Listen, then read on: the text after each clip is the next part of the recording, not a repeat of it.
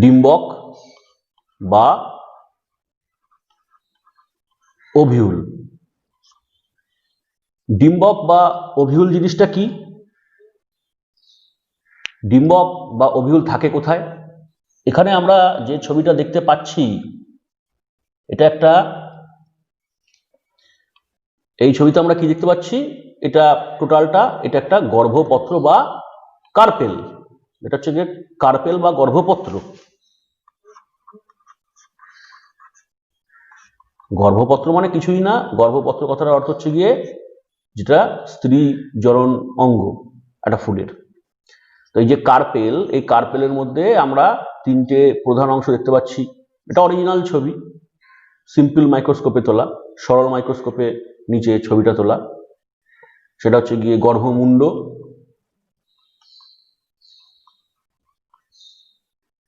গর্ভদণ্ড,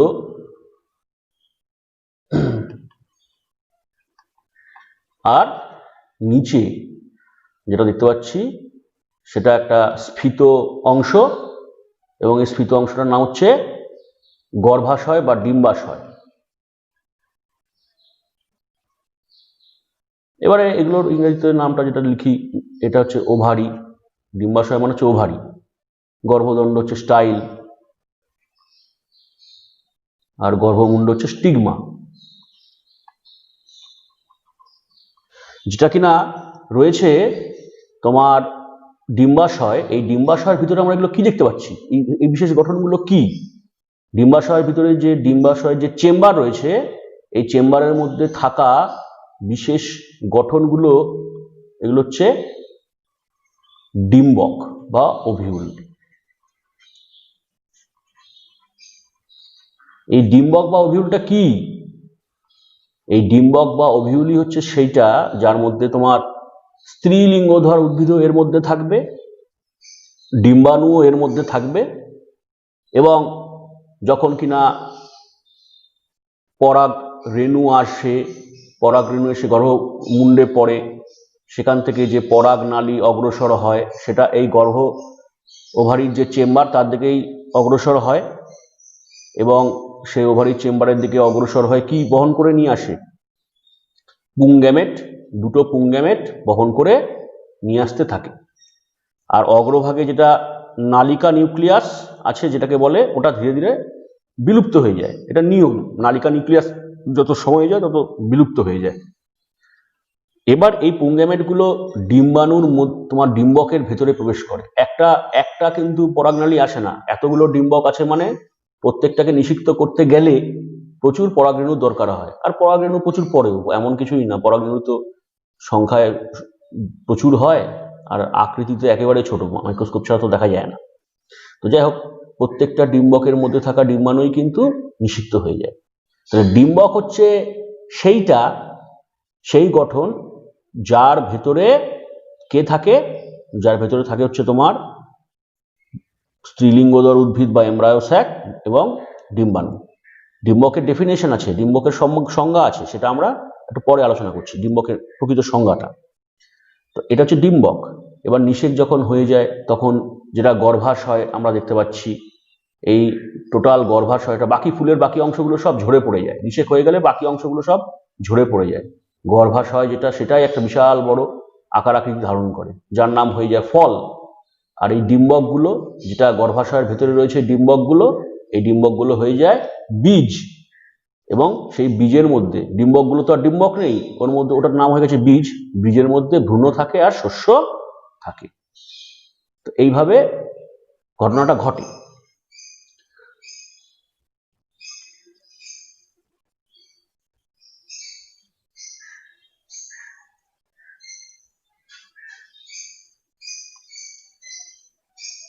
ধরো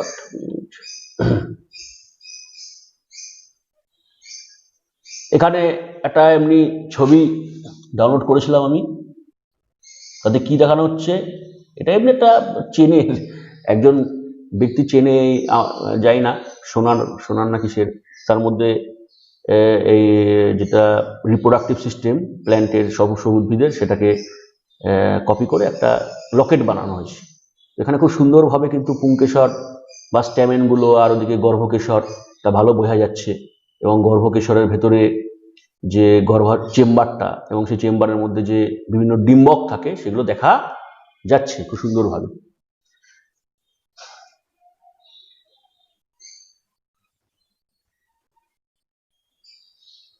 আর এটা হচ্ছে গিয়ে গর্ভাশয়ের ভেতরে যে ডিম্বকগুলো, এই ছবিটা এটাও একটা সিম্পল মাইক্রোস্কোপেরই ছবি, সরল মাইক্রোস্কোপেরই ছবি। সেখানে এক একটা ডিম্বককে কেমন দেখতে লাগে, গর্ভাশয়ের ভেতরে ডিম্বকগুলো কিভাবে সজ্জিত থাকে, সেটার একটা অরিজিনাল ছবি, মানে খুব ক্লোজ ভিউতে দেখানো হয়েছে।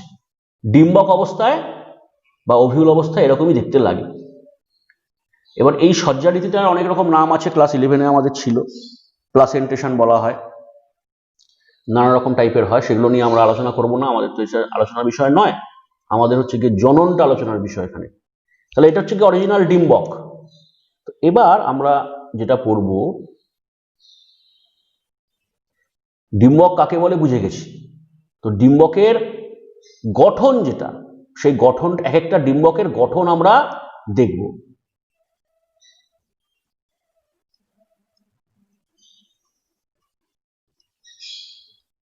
এখানে একটা ডিম্বকের মডেল দেখানো আছে।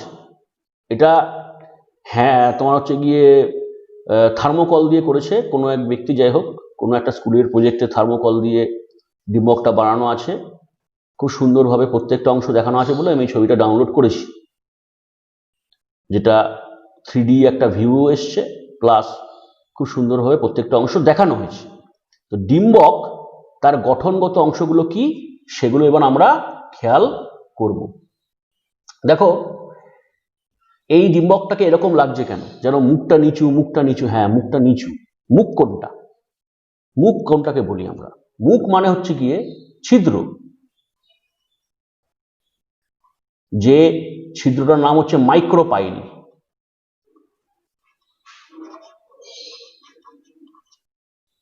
মাইক্রোপাইল বা আমরা বাংলায় বলি ডিম্বক রন্ধ্র। এই মাইক্রোপাইল বা ডিম্বক রন্ধ্র হচ্ছে ওর মুখ। কেন? এইখান দিয়েই পরাগ নালীটা প্রবেশ করে, পরাগ নালীটা ম্যাক্সিমাম ক্ষেত্রে এখান দিয়ে প্রবেশ করে, তবে কিছু ভ্যারিয়েশন আছে যেগুলো আমরা পরে দেখব, সেগুলো আমরা ক্লাস 10-এও পড়েছিলাম। বেশিরভাগ ক্ষেত্রে মাইক্রোপাইল দিয়ে প্রবেশ করে, এটা ওর মুখ। তো মুখটা এই জন্য নিচে লাগছে বলেই মনে হচ্ছে যেন কেমন একটা রয়েছে। ওভিউলের অনেক রকম টাইপ হয়, যেমন এখানে লেখা আছে অ্যানাট্রপাস ওভিউল, কাকে বলে সেগুলো আমরা পরে আসছি। তো প্রথমে কিন্তু আমরা যখন আমরা ওভিউলের গঠন বলি, মাইক্রোপাইল দিয়ে আমরা শুরু করি না, আমরা কি বলি, সবার আগে বলি ভেতরে একটা ডিপ্লয়েড টিস্যু রয়েছে, যে ডিপ্লয়েড টিস্যু 2N ডিপ্লয়েড। এই ডিপ্লয়েড টিস্যুটার নাম কি? এই ডিপ্লয়েড টিস্যুটার নাম হচ্ছে নিউসেলাস বা ভ্রূণপোষক কলা। নিউসেলাস বা ভ্রূণ পোষক কলা। কি বলবি মানে বুঝলাম না। যখন ডিম্বকটার মধ্যে নিষেক হয়ে যাবে এবং ডিম্বকটা বীজ হয়ে যাবে, সেই সময় যে ভ্রূণ থাকবে বীজের মধ্যে, সেই ভ্রূণকে ধারণ কে করবে?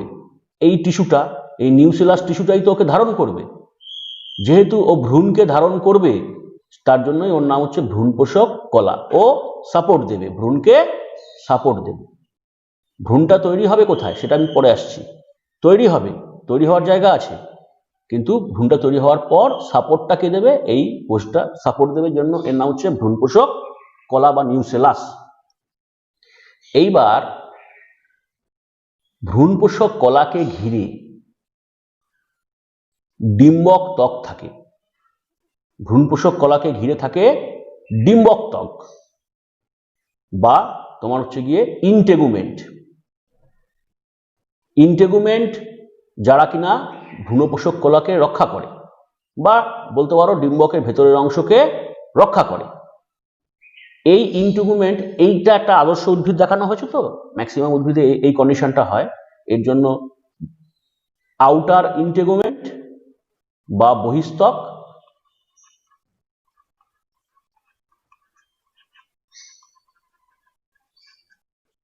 আর একটা হচ্ছে ইনার ইন্টিগুমেন্ট।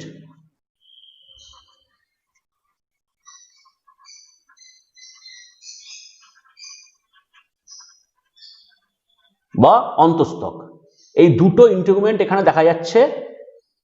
ব্যক্তবীজী যারা উদ্ভিদ, ব্যক্তবীজী উদ্ভিদদের ক্ষেত্রে তিনটে ইন্টিগুমেন্ট থাকে।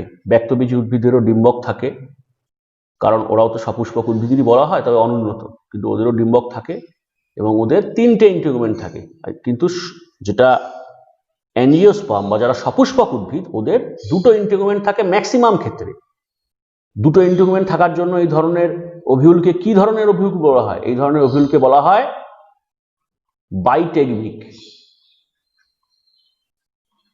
বাইটেগমিক কথাটার অর্থ কি? বাইটেগমিক কথাটার অর্থ হচ্ছে দুটো ইন্টিগুমেন্ট আছে, দুটো ডিম্বক ত্বক দ্বারা তোমার ওভিউলটা আবৃত আছে। আবার ভ্যারিয়েশন বলছি, ওগুলো একটু কম দেখা যায়। ভ্যারিয়েশন, ভেদ, কিছু কিছু উদ্ভিদে একটু ভিন্ন রকম কন্ডিশন দেখা যায়। ইউনিটেগমিক বা মনোটেগমিক, অর্থাৎ দুটো তোমার নেই ডিম্বক ত্বক, একটাই আছে। আবার কোনোটাতে আবার আটেগমিক, অর্থাৎ ডিম্বক ত্বকই নেই, ও পুরোটাই নেকেড টাইপের, মানে ডিম্বক ত্বকটা নেই। এগুলো হচ্ছে গিয়ে ভ্যারিয়েশন বললাম। তো এবারে আমরা পরবর্তী অংশ যেটা বলবো, দেখো নিউসেলাসের আরেকটা নাম, নিউসেলাসের কিন্তু আরেকটা নাম আছে, সেই প্রচলিত আরেকটা নাম হচ্ছে মেগাস্পোরাঞ্জিয়াম। নিউসেলাসের আরেকটা গুরুত্বপূর্ণ নাম হচ্ছে মেগাস্পোরাঞ্জিয়াম। মেগাস্পোরাঞ্জিয়াম কেন? দেখো, যখন অ্যান্থার বা পরাগধানী আমরা পড়েছিলাম, অ্যান্থার বা পরাগধানীর ভিতরে যেটা পরাগথলি ছিল, যার মধ্যে পরাগ রেণু তৈরি হবে, সেই পরাগ রেণু তৈরি হওয়ার জন্য পরাগথলিগুলোকে আমরা বলছিলাম মাইক্রোস্পোরাঞ্জিয়াম। সেই ছবিটা একটুখানি সামান্য একটু এখানে এঁকে দেখাচ্ছি, যেটা পরাগ রেণুর ক্ষেত্রে দেখেছিলাম।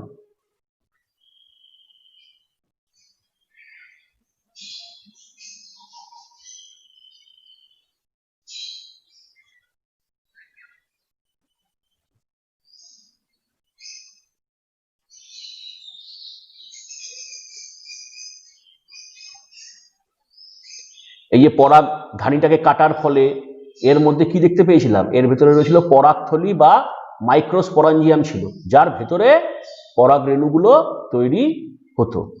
পরাগ রেণু মানে হচ্ছে মাইক্রোস্পোর, পরাগ রেণু কথাটার মানে হচ্ছে মাইক্রোস্পোর।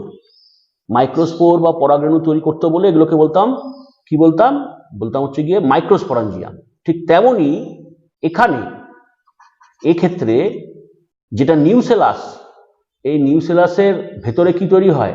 মেগাস্পোর বা স্ত্রী রেণু তৈরি হয়। স্ত্রী রেণু মানে মেগাস্পোর। ওখানে যেমন পরাগ রেণু তৈরি হয় পরাগধানীতে, পরাগ রেণু তৈরি হয় বা মাইক্রোস্পোর তৈরি হয়, তেমন নিউসেলাসের ভেতরে তৈরি হয় স্ত্রী রেণু। তুই বলবি স্ত্রী রেণুটা কি স্যার? স্ত্রী রেণু কি সেটা আমরা পরে আসছি। নিউসেলাসের ভেতরে তৈরি হয় স্ত্রী রেণু বা মেগাস্পোর, তাই এটা মেগাস্পোর তৈরি করতে পারে বলে নিউসেলাসের আরেক নাম হচ্ছে মেগাস্পোরাঞ্জিয়াম। আর ডিম্বকের নামটা কি হয়ে যায়? ডিম্বকের ডেফিনেশনে কি বলা হয়? ডিম্বক আসলে কি প্রকৃতপক্ষে? ডিম্বকের ডেফিনেশন হচ্ছে ওভিউল মানে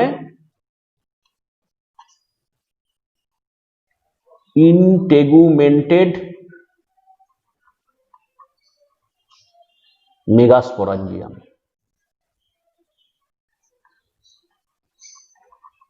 ইনটেগুমেন্টেড মেগাস্পোরাঞ্জিয়াম কথাটার মানে ডিম্বক ত্বক দ্বারা আবৃত মেগাস্পোরাঞ্জিয়াম। তাই তো হয়, এই যে নিউসেলাস বা মেগাস্পোরাঞ্জিয়ামটা কি আছে?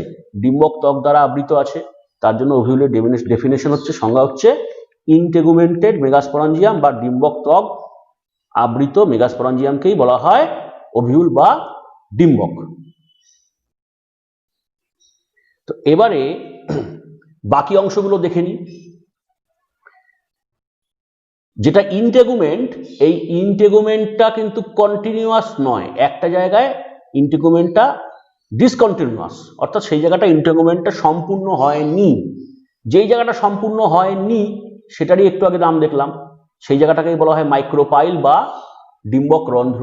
যে জায়গাটায় ইন্টেগুমেন্টটা সম্পূর্ণ হয়নি, ওখানে একটা ওপেনিং রয়ে গেছে, বাকি অংশ সম্পূর্ণ, ওই জায়গাটা সম্পূর্ণ না, তো ওটাকে বলছে মাইক্রোপাইল বা ডিম্বক রন্ধ্র। বেশিরভাগ ক্ষেত্রে এখান দিয়েই পরাগনালী প্রবেশ করে।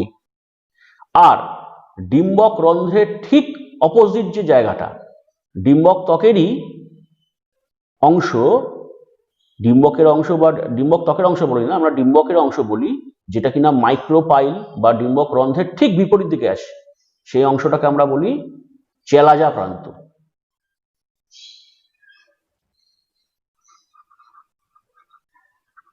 চেলাজা প্রান্ত বা বাংলায় আমরা বলি ডিম্বক মূল। মূল মানে কি? এটা মূলদেশ, বেস। তো যাই হোক, চেলাজা প্রান্ত। এবার ডিম্বক যেটা আছে, এই ডিম্বক, তার একটা ডিম্বক বৃন্ত আছে,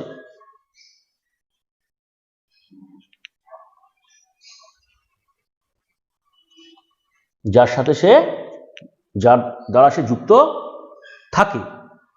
আবার ডিম্বক বৃন্ত আর ডিম্বকের যে অ্যাটাচমেন্টটা যেখানটায় হয়েছে, তার আগে একটু বলে রাখি, ডিম্বক বৃন্তের মধ্যে এই স্ট্রাকচারটা কি দেখা যাচ্ছে, এখানে একটা স্ট্রাকচারকে মডেলে দেখানো হয়েছে। এটা কি দেখানো হয়েছে? ডিম্বক বৃন্তের মধ্যে দিয়ে এটা কি গেছে? এটা গেছে হচ্ছে গিয়ে ভাস্কুলার বান্ডিল বা নালিকা বান্ডিল। নালিকা বান্ডিল মানে কি? নালিকা বান্ডিল মানে জাইলেম এবং ফ্লোয়েম দ্বারা গঠিত স্ট্রাকচারটা গেছে, অর্থাৎ জল, পুষ্টিদ্রব্য, খাদ্য, এগুলো সবই কিন্তু ডিম্বকে এসে পৌঁছায়, নইলে ডিম্বকটা বাঁচবে কি করে? এই নালিকা বান্ডিলের মাধ্যমে এসেই পৌঁছায়। নালিকা বান্ডিলটা ডিম্বক বৃন্তের মাধ্যমেই গেছে। আর যেটা তোমার ডিম্বক বৃন্ত আর ডিম্বকের যেটা সংযোগস্থল, এটা আমি ভুলও বলতে পারি, আমি জানি না এটা সঠিক বলছি কিনা, এটা একটুখানি চেক করে নিতে হবে বইয়ে পড়ার সময়। খুব সম্ভবত আমার এটাকে বলা হয় ফানিকেল।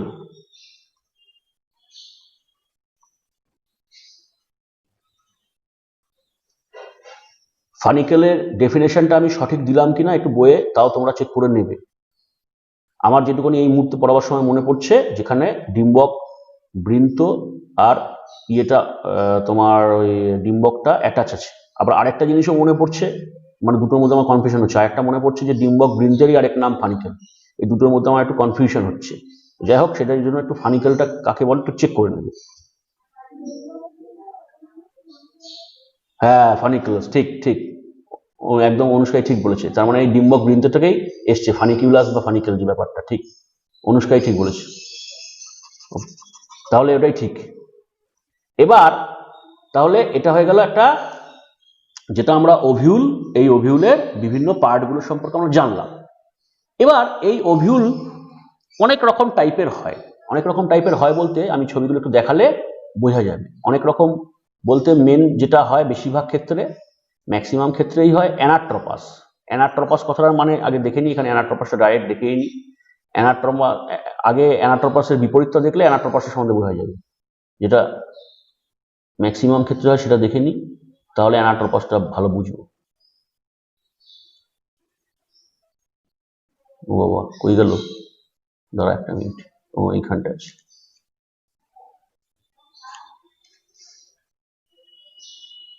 এই যে ছবিটাতে, এই ছবিটাতে যেটা এই ওভিউলটাকে, এটা হচ্ছে সবচেয়ে মোস্ট কমন না, এই মোস্ট কমন হচ্ছে অ্যানাট্রপাস।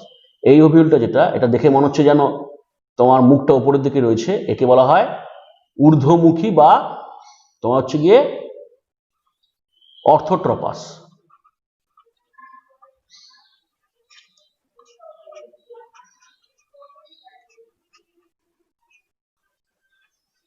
ঊর্ধ্বমুখী কেন বলছে এবার সংজ্ঞাটা দেখি। এই যে তোমার যেটা ডিম্বক মূল বা যেটা চেলাজা প্রান্ত, তার ঠিক বিপরীত দিকে রয়েছে হচ্ছে গিয়ে মাইক্রোপাইল। আর মাইক্রোপাইলটা কি আছে? মাইক্রোপাইলটা তোমার হচ্ছে গিয়ে ওপরের দিকে মুখ করে আছে।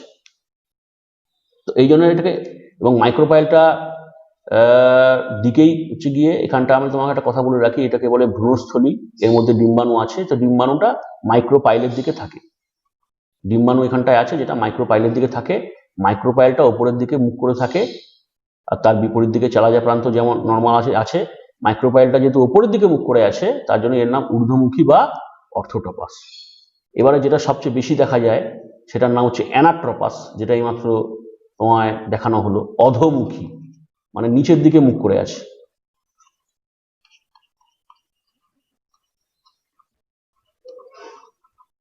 অ্যানাট্রপাসে তোমার কি হচ্ছে, মাইক্রোপাইলটা সেটা কোন দিকে আছে, উপরে, ওখানে আগেরটাতে ওপরের দিকে মুখ করে আছে, মানে হচ্ছে গিয়ে যেদিকটা ডিম্বক বৃন্ত বা ফানিকিউলাস যেটা বললো, সেই ডিম্বক বৃন্তের উল্টো দিকে হচ্ছে গিয়ে মুখ করেছিল, কে ছিল, ওই মাইক্রোপাইল। আর এক্ষেত্রে অধোমুখীতে ডিম্বক বৃন্ত আর মাইক্রোপাইল বা ডিম্বক রন্ধ্র একই কাছাকাছি আছে, কাছাকাছি অবস্থান করছে। তার মানে ব্যাপারটা হয়ে গেল হচ্ছে গিয়ে কাছাকাছি অবস্থান করছে, তার মানে ডিম্বক বৃন্তের দিকে হচ্ছে গিয়ে ঘুরে গেছে ওভিউলের মুখটা, তার মানে অধোমুখী হয়ে গেছে। তো এটাকে আমরা বলি অধোমুখী। এরপরের যে টাইপটা সেটাকে বলছে অ্যামফিট্রপাস বা পার্শ্বমুখী।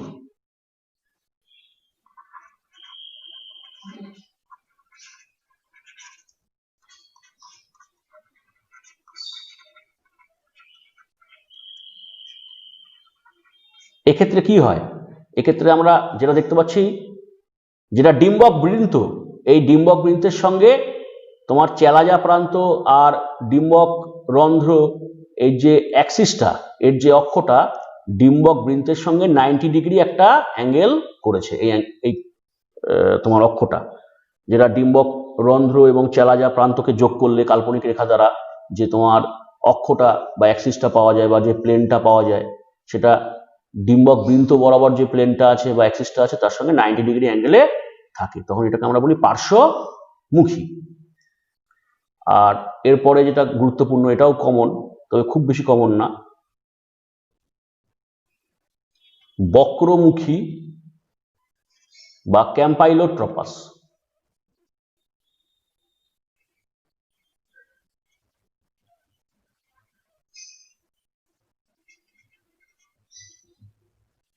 বক্রমুখী কথাটার মানে হচ্ছে অ্যানাট্রপাসের মতোই লাগবে, কি বলবি, মানে দেখতে অ্যানাট্রপাসের মতোই লাগছে। অর্থাৎ তোমার যেটা মাইক্রোপাইল, এই মাইক্রোপাইলটা হচ্ছে গিয়ে ডিম্বক বৃন্তের কাছে আছে, কিন্তু অ্যানাট্রপাসের সঙ্গে প্রধান পার্থক্যগুলো কি কি দেখে নাও। এমব্রায়োস একবার ভ্রূণস্থলী, যার ভেতরে ডিম্বাণু থাকে, এই এমব্রায়োস একটা অ্যানাট্রপাসের ক্ষেত্রে সোজা স্ট্রেট, কিন্তু এক্ষেত্রে কিন্তু অশ্বক্ষুরাকৃতি আকার ধারণ করেছে। যেটা এমব্রায়োস বা ভ্রূণস্থলী, যার মধ্যে কিনা ডিম্বাণু থাকে, অর্থাৎ কিনা এটা স্ত্রীলিঙ্গধর উদ্ভিদ, এ সম্বন্ধে আমরা পরে খুব সুন্দরভাবে আলোচনা করব, আমাদের আলোচনা করতে হবে এটা। তো এই জিনিসটা অশ্বক্ষুরাকৃতি আকার ধারণ করেছে বেঁকে গিয়ে, এটা একটা প্রধান পার্থক্য।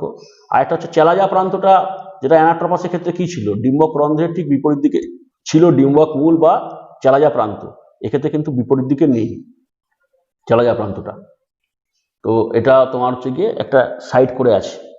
তো এটা হচ্ছে বক্রমুখী বা ক্যাম্পাইলোট্রপাস ওভিউল। এছাড়াও আরো কিছু কিছু ভ্যারিয়েশন লক্ষ্য করা যায়, সার্সিনোট্রপাস বা কিছু কিছু ভ্যারিয়েশন লক্ষ্য করা যায়, কিন্তু এই চারটে প্রধান ইম্পর্টেন্ট, এগুলো নিয়ে আমি বললাম। তাহলে ওভিউল সম্পর্কে আমার বলা হলো। তো ওভিউলে এখানে আরেকটা জিনিস যেটা দেখিয়ে দিচ্ছি, এখানে ওভিউলের মধ্যে নিউসেলাস, ডিম্বক ত্বক, এগুলো সবই ভালো বোঝা যাচ্ছে। আর নিউসেলাসের ভেতরে এইটা কি তৈরি হয়েছে, এগুলো নিয়ে এবার আমার আলোচনার বিষয়। তাহলে আমরা ডিম্বক দেখলাম, এই ডিম্বকের মধ্যে গঠনটা দেখলাম। নেক্সট আমরা যেটা দেখব বা যেটা আলোচনা করব, দেখো যেটা নিউসেলাস এতক্ষণ পর্যন্ত বলছিলাম, নিউসেলাস বা ভ্রূণপোষক কলা,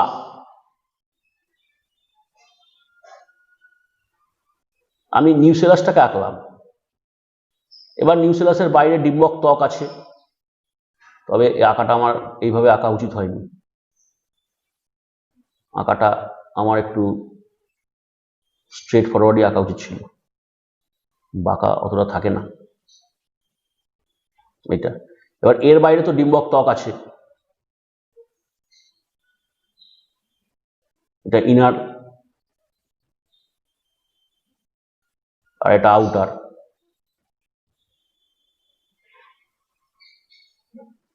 ইনার আর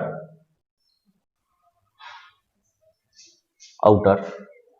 তো এইটা পুরোটাই হচ্ছে কি নিউসেলাস, যেটা ভেতরে নিউসেলাস বা ভ্রূণপোষক কলা 2N।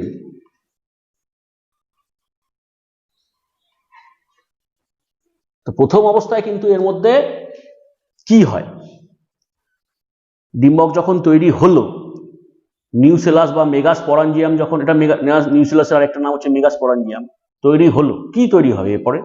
যেহেতু এর নাম নিউসেলাস বা মেগাস্পোরাঞ্জিয়াম, যেহেতু এর নাম মেগাস্পোরাঞ্জিয়াম, তার মানে এর মধ্যে মেগাস্পোর তৈরি হবে।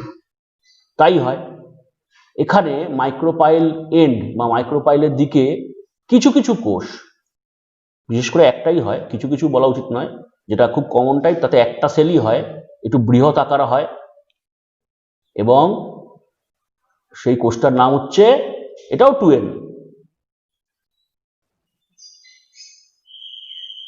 এটাও 2N সেল, এর নাম হচ্ছে মেগাস্পোর। এই মেগাস্পোর মাদার সেল।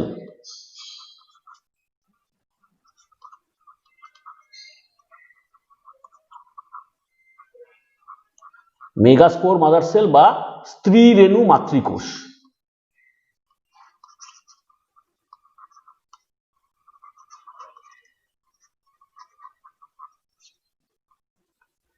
এবার নিউসেলাস তো ডিপ্লয়েড, তাহলে ওর মধ্যে থাকা মেগাস্পোর মাতৃকোষ তো ডিপ্লয়েড হবেই।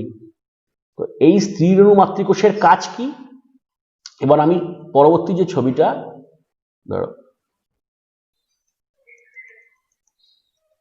তাতে আমি এবার তার ডেভেলপমেন্টটা দেখব।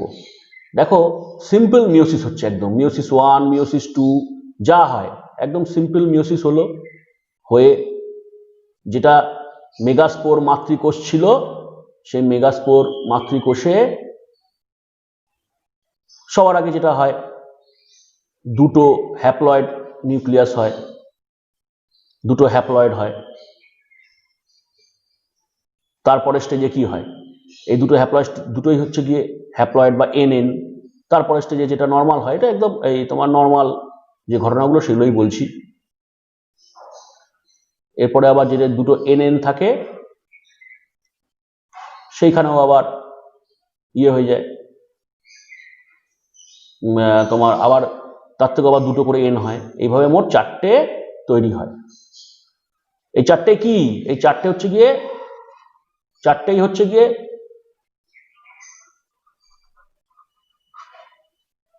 Megaspore tetrad. মানে এখানে মেগাস্পোর গুলো 4টে মেগাস্পোর সব পরপর আছে, এবং এটা লিনিয়ার, লিনিয়ার টেট্রাডই বলবো, কারণ এটা পরপর একটা লাইনে সারিবদ্ধভাবে আছে। সব উদ্ভিদের ক্ষেত্রে সমান হয় না, কিন্তু ম্যাক্সিমাম ক্ষেত্রে যেটা হয় সেটাই আমরা আলোচনা করি। তো মেগাস্পোর লিনিয়ার একটা টেট্রাড, যে প্রত্যেকটা কোষই কিন্তু হ্যাপ্লয়েড, কারণ ওটা মিওসিস করে এসছে, মিওসিস 1 মিওসিস 2 কমপ্লিট করে এসছে। মিওসিস 1 এর সময় 2N থেকে N দুটো ছিল, মিওসিস 2 এর পর N থেকে N।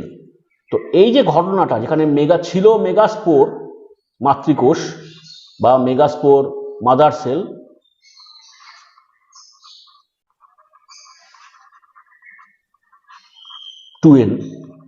সেখান থেকে কি তৈরি হলো, সেখান থেকে তৈরি হলো হচ্ছে গিয়ে মেগাস্পোর, যেটা হ্যাপ্লয়েড।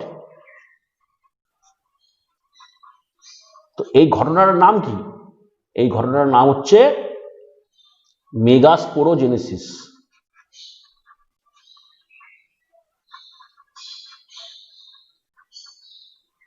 মেগাস্পোরোজেনেসিস মানে মেগাস্পোরটা তৈরি হলো বা স্ত্রী রেণু তৈরি হলো।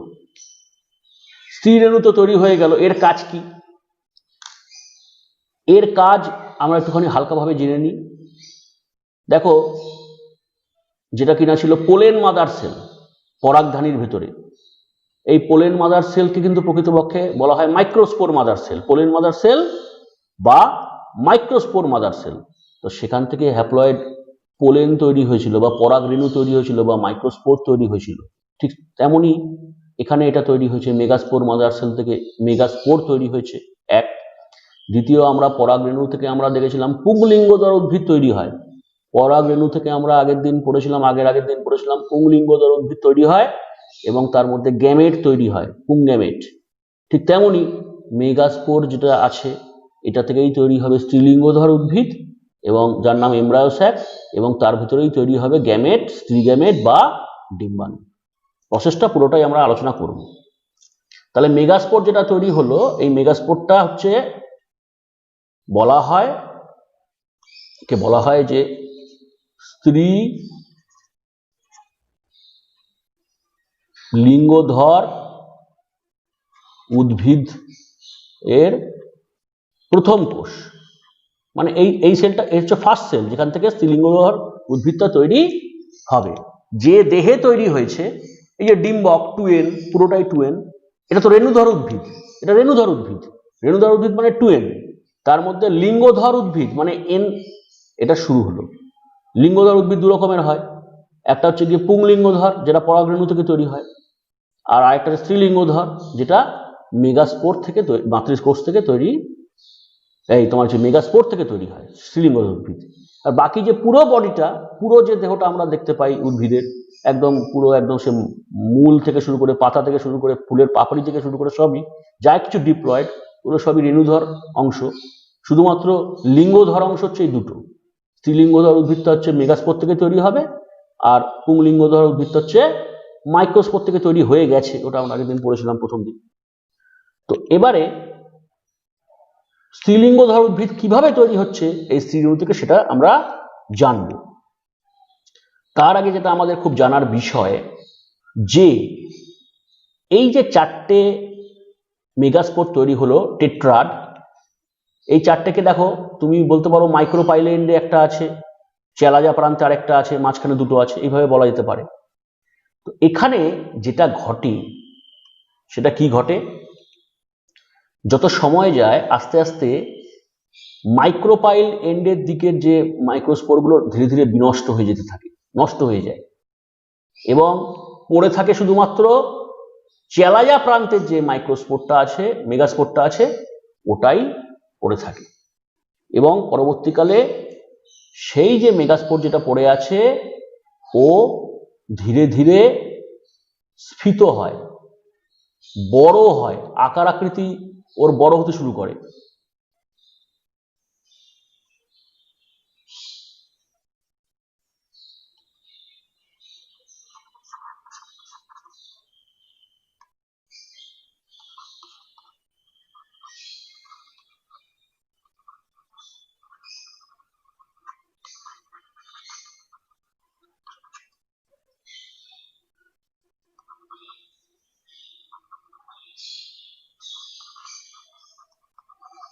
হলো, আকার আকৃতিটা বড় হলো, এবং ওর থেকেই কিন্তু স্ত্রীলিঙ্গধর উদ্ভিদ তৈরি হয়।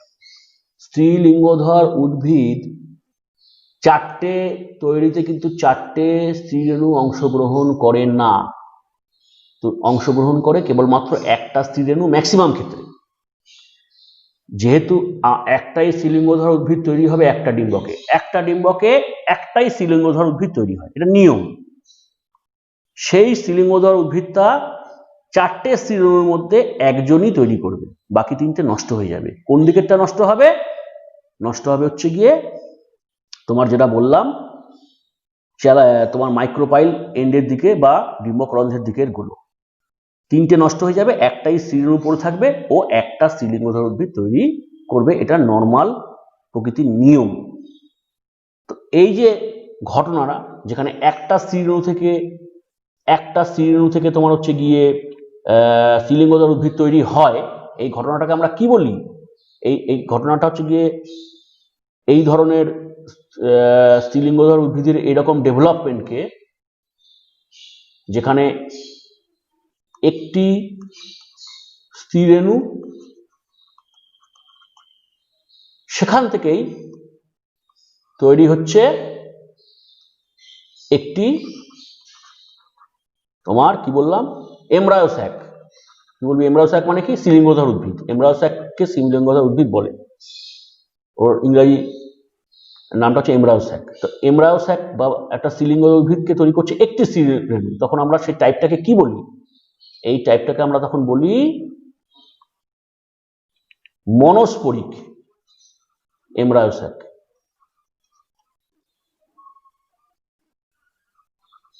মনস্পরিক মানে মনো মানে কি একটা স্ত্রীরেণু এমব্রায়ো স্যাক গঠনে অংশগ্রহণ করলো।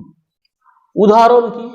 মনস্পরিক এমব্রায়ো স্যাকটা সবচেয়ে কমন টাইপের, খুব কমন উদাহরণ হচ্ছে গিয়ে পলিগোনাম বলে একটা উদ্ভিদ আছে, তার মধ্যেই এই ডেভেলপমেন্টটা স্টাডি করা হয়েছিল প্রথম, তার জন্য এটাকে পলিগোনাম টাইপও বলা হয়।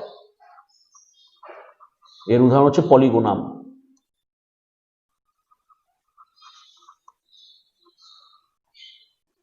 এবার ব্যতিক্রমগুলো বলি। দু ধরনের ব্যতিক্রম মোটামুটি পাওয়া যায়, আরো বেশি ব্যতিক্রম আছে, সেটা নিয়ে আমি আলোচনা করব না। আরো মোটামুটি ভাবে দুটো ব্যতিক্রম পাওয়া যায়। সেটা কি? দুটি স্ত্রীরেণু অংশগ্রহণ করছে, একটি নয় দুটি, ওটা ব্যতিক্রম, কিন্তু তৈরি করবে কিন্তু একটি এমব্রায়ো স্যাকই, তৈরি হবে একটাই এমব্রায়ো স্যাক, কিন্তু তা গঠনে অংশগ্রহণ করবে দুটি স্ত্রীরেণু। তখন আমরা সেটাকে আর মনস্পরিক টাইপ বলতে পারবো না, তখন আমরা বলবো বাইস্পরিক এমব্রায়ো স্যাক। উদাহরণটা কি? উদাহরণ হচ্ছে পেঁয়াজ বা অ্যালিয়াম সেপা। পেঁয়াজ,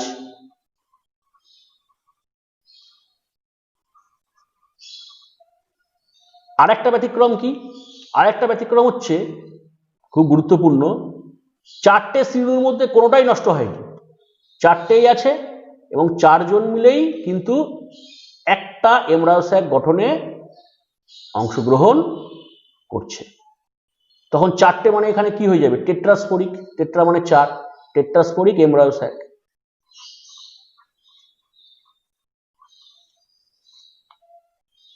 এর উদাহরণ কি? এর উদাহরণ হচ্ছে গিয়ে তোমার ওই অ্যাডক্সা বলে একটা উদ্ভিদ আছে, তার ক্ষেত্রে এটা পাওয়া যায়। তো এইভাবে এমব্রায়ো স্যাক বা স্ত্রীলিঙ্গধর উদ্ভিদ, যেটা একটা স্ত্রীলিঙ্গধর উদ্ভিদ যেটা ডিম্বকের ভেতরে তৈরি হয়, এটাই নিয়ম, একটা এমব্রায়ো স্যাক তৈরি হবে। এর ব্যতিক্রম আছে। এমব্রায়ো স্যাক কটা তৈরি হচ্ছে আমি বলছি সবসময় একটা, এটা 99% ক্ষেত্রে ঘটবে, 1% ক্ষেত্রে তো ব্যতিক্রম হবেই। ব্যতিক্রম সেটাও আছে, সেটা আমাদের পরে আলোচনা করবো, ওটা আমাদের চ্যাপ্টার লাস্টের দিকে আলোচনা করার বিষয়, সিলেবাসে আছে। কিন্তু 99% ক্ষেত্রে একটাই এমব্রায়ো স্যাক তৈরি হয় এক একটা ডিম্বকে, একটা ওভিউলের মধ্যে একটাই এমব্রায়ো স্যাক। তো একটা এমব্রায়ো স্যাক যদি একটা স্ত্রীরেণু অংশগ্রহণ করে ওর থেকে তৈরি হয় তাহলে মনস্পরিক। একটা এমব্রায়ো স্যাক যদি দুটি স্ত্রীরেণু থেকে তৈরি হয় বাইস্পরিক। আর যদি চারটে স্ত্রীরেণু যে তৈরি হয়েছে, চারটে স্ত্রীরেণুই একটা এমব্রায়ো স্যাক তৈরি করতে ব্যবহৃত হয়ে গেল, তখন টাইপটা হয়ে গেল টেট্রাস্পোরিক। তো আমাদের যে আলোচনার বিষয়, যেটা আমরা আমাদের সিলেবাসে যেটা আছে, সেটা হচ্ছে গিয়ে মনস্পরিক টাইপটা নিয়ে আমাদের আলোচনার বিষয়। যে একটি শ্রেণু, যেটা তিনটে নষ্ট হয়ে গেছে, একটাই পড়ে আছে, এই একটা শ্রেণু থেকে একটা এমব্রায়ো স্যাক কিভাবে তৈরি হয়, এটাই আমাদের আলোচনার বিষয়। তো সেটাই আমরা এখন দেখব। তাহলে আমাদের এখন আমরা যেটা দেখব, এটার নাম হচ্ছে মনস্পরিক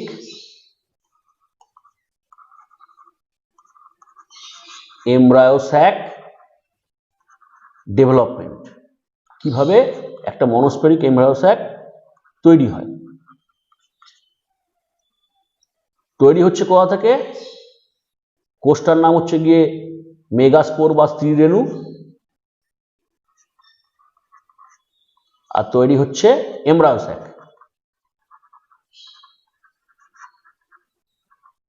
প্রসেসটার নাম কি?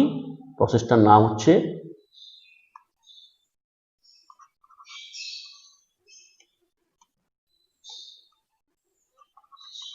Mega gametogenesis. মেগা গ্যামেটোজেনেসিস কথাটার মানে হচ্ছে, ছিল স্ত্রীরেণু, ওর থেকে মাইটোসিস হবে, মাইটোসিস প্রক্রিয়া, সেই মাইটোসিসের মাধ্যমে এমব্রায়ো স্যাক তৈরি হবে, এবং সেই মাইটোসিস প্রক্রিয়াটার নাম হচ্ছে মেগা গ্যামেটোজেনেসিস। তো এই যে এমব্রায়ো স্যাকটা তৈরি হয়েছে বা মানে তৈরি হবে, সেইটা কিভাবে হবে সেটা এবার আমাদের আলোচনার বিষয়। তার আগে একটু এমব্রায়ো স্যাকটাকে একটু দেখিয়ে নিই হালকা করে। বাবা, ভুল জায়গায় চাপ পড়ে গেছে। এমব্রায়ো স্যাকটা দেখাবো, তাই তো?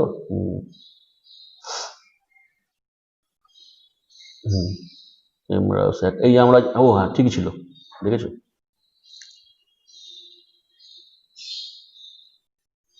এটা হচ্ছে সেই এমব্রায়ো স্যাকগুলো, প্রত্যেকটা ওভিউলে। এখানে কিন্তু ইয়েটা নেই তোমার, সিরেনুটা নেই। সিরেনুটা যে এমব্রায়ো স্যাকটা তৈরি করে ফেলেছে নিউসেলাসের ভেতরে, যে সিরেনুটা ছিল সেটা যে এমব্রায়ো স্যাক তৈরি করে ফেলেছে, সেই এমব্রায়ো স্যাকগুলো কিন্তু এখানে দেখানো আছে। এগুলো সব পরিণত এমব্রায়ো স্যাক, মানে তৈরি হয়ে গেছে। তো এইটা কিভাবে তৈরি হলো সেটাই এবার আমরা দেখবো। এর ভেতরেই কিন্তু ডিম্বাণু থাকে, এর ভেতরেই ডিম্বাণু থাকে। এটা কি করে তৈরি হলো এবার সেটা আমরা দেখব, প্রসেসটা।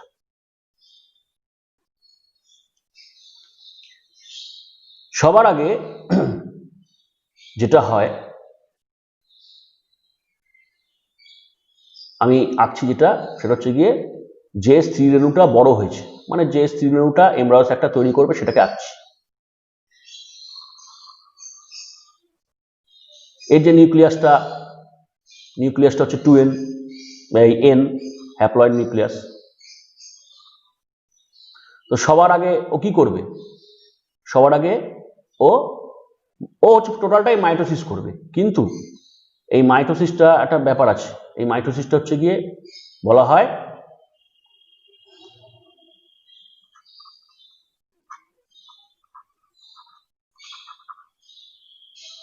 Free nuclear division. মানে খালি ক্যারিওকাইনেসিস হয়ে যাবে, খালি নিউক্লিয়াসের বিভাজন হয়ে যাবে, কিন্তু তোমার সাইটোপ্লাজমের বিভাজনটা প্রথম দিকে হবে না, পরের দিকে হবে। প্রথম দিকে শুধু খালি নিউক্লিয়াসে বেড়ে যাবে, মাইটোসিস করে একটা থেকে দুটো নিউক্লিয়াস, দুটো থেকে চারটে নিউক্লিয়াস, চারটে থেকে আটটা নিউক্লিয়াস, এরকম হয়ে যাবে।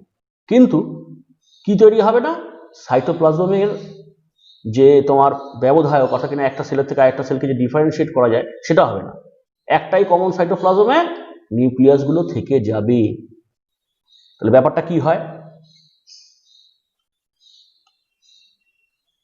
ব্যাপারটা হচ্ছে গিয়ে ফার্স্ট স্টেজে একবার যখন মাইটোসিস হলো, ফার্স্ট মাইটোসিস যখন হলো,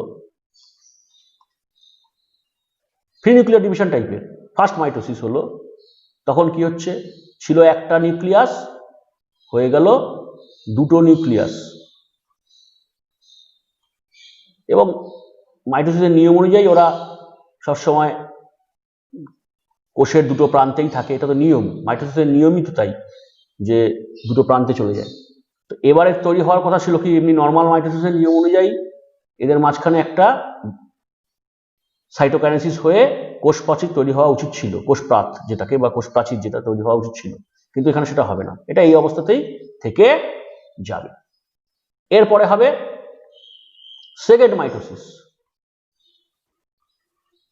তার মানে সেকেন্ড মাইটোসিস যদি হয়, সেক্ষেত্রে যেটা দুটো এন আছে সেখানে আবার চারটে এন হয়ে যাবে।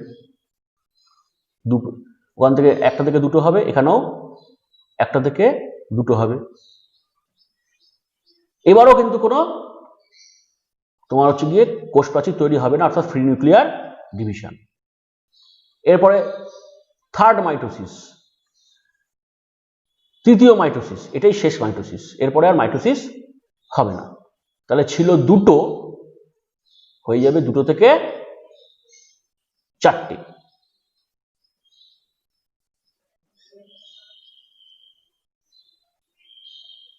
কারণ দুটো থাকলে চারটে হয়, এটাই নিয়ম,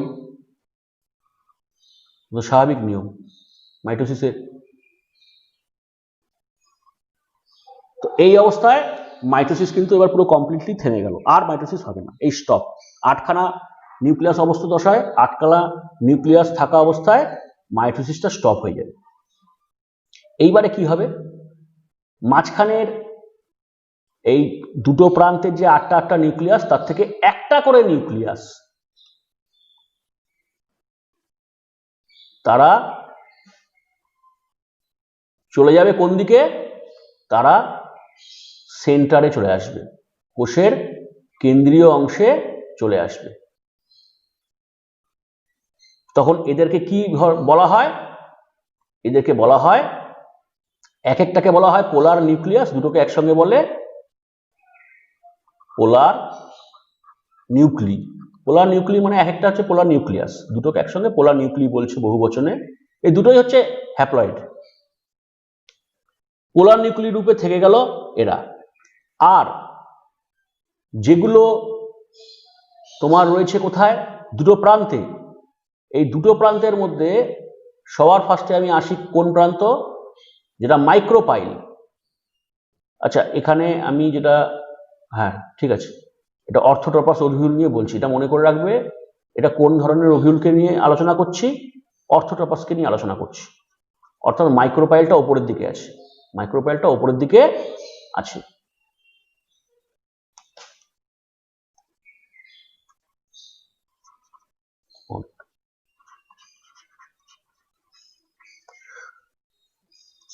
এবারে মাইক্রোপাইলের দিকে যে তিনটে সেল ছিল, এই তিনটে সেল, তিনটে নিউক্লিয়াস ছিল, এই তিনটে নিউক্লিয়াস পরস্পর পরস্পর একটু কি হবে, বিশেষভাবে সজ্জিত হবে।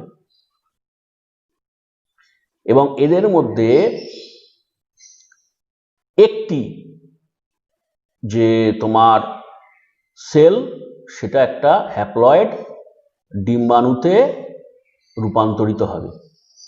আর তার পাশে দুটো সেল, তারা সহকারী কোষ বা সিনার্জিড হিসাবে পরিচিত হবে, মানে গঠন করবে।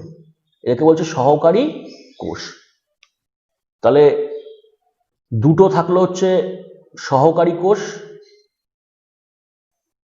একে আমরা বলি সিনার্জিড বা সাইনার্জিড। দুটো থাকে, সব হ্যাপ্লয়েড। আর একটা থাকে হচ্ছে গিয়ে ডিম্বাণু। এটা কোন দিকে হলো, যেদিকে তোমার মাইক্রোপাইল আছে, ডিম্বক রন্ধ্র আছে, সেই দিকে এমব্রায়োস্যাকের ক্ষেত্রে এই তিনটে জিনিস তৈরি হলো। এবং এগুলোকে সব একসঙ্গে কি বলে, এই দুটোকে, এই তিনটে গঠনকে একসঙ্গে বলে গর্ভযন্ত্র বা এগ অ্যাপারাটাস। এগ অ্যাপারাটাস মানে হচ্ছে গিয়ে এই তিনটেকে নিয়ে তৈরি। এগ অ্যাপারাটাস বলার কারণ আছে, সাইনার্জিড গুলো কি করছে, সাহায্য করছে ডিম্বাণুকে। কিসের কাজে সাহায্য করছে? সাহায্য করছে নিষেক প্রক্রিয়ায়। সাইনার্জিড গুলোকে যদি একটু বড় করে আঁকি, একটু ভালো করে আঁকি সাইনার্জিডকে, তাহলে কি হবে, আমি সাইনার্জিডকে একটু ভালো করে আঁকছি আলাদা করে। সাইনার্জিডের মধ্যে আঙুলের মতো প্রবর্ধক আছে, প্রত্যেকটা সাইনার্জিডে আঙুলের মতো গঠন আছে। এর জন্য কি হয়, এই আঙুলের মতো গঠন থাকার জন্য সাইনার্জিডের মধ্যে কি হয়, যে পরাগ রেণুগুলো মানে পুংগ্যামেটগুলো আসবে, যে পুংগ্যামেটটা আসবে, পুংগ্যামেট আসবে, সেই পুংগ্যামেটটাকে সাইনার্জিড কি করবে, এই আঙুলের মতো গঠনগুলোর নাম কি, আঙুলের মতো গঠনগুলোর নাম হচ্ছে ফিলিফর্ম অ্যাপারাটাস। দুটো সাইনার্জিডেরই এটা থাকে, ফিলিফর্ম অ্যাপারাটাস।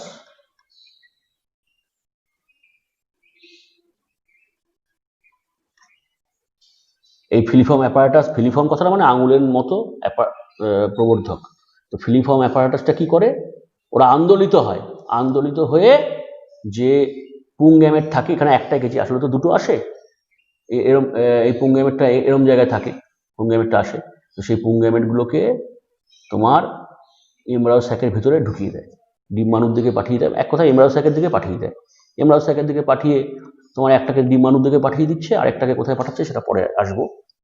তো এই সাইনার্জিডগুলো, তার মধ্যে ফিলিফর্ম অ্যাপারাটাস আছে, যেগুলো আন্দোলিত হয়ে কাকে ডাকে, কাকে প্রবেশে সাহায্য করে, পুংগ্যামেটকে। তো এই জন্য ওদেরকে সহকারী কোষ বলা হয়, নিষেকে সাহায্য করছে। এবং এই সাইনার্জিড এবং ডিম্বাণু একসঙ্গে নাম হয়ে গেছে এগ অ্যাপারাটাস বা গর্ভযন্ত্র। তো এটা তো আমরা যা বলার বললাম। এবার যেটা চেলাজা প্রান্ত, অর্থাৎ এই দিকে অংশ, সেদিকেও তো তিনটে নিউক্লিয়াস আছে। এই নিউক্লিয়াসগুলোর কি পরিণতি হচ্ছে, এই নিউক্লিয়াসগুলোও পরস্পর একটু পুনরায় বিশেষভাবে সজ্জিত হচ্ছে। তিনটে হ্যাপ্লয়েড নিউক্লিয়াস, তাদের ক্যারিওকাইনেসিস ঘটছে, অর্থাৎ সাইটোকাইনেসিস ঘটছে। ক্যারিওকাইনেসিস তো আগে হয়ে গেছে, সাইটোকাইনেসিস ঘটছে, অর্থাৎ তাদের যে সাইটোপ্লাজমের বিভাজনটা এবার কমপ্লিট হচ্ছে, এবং এই তিনটে যে কোষ, এদের নাম হয়ে যাচ্ছে প্রতিপাদ কোষ সমষ্টি। একসঙ্গে বলা হয় প্রতিপাদ কোষ সমষ্টি, বা বলা হয় অ্যান্টিপোডাল সেলস।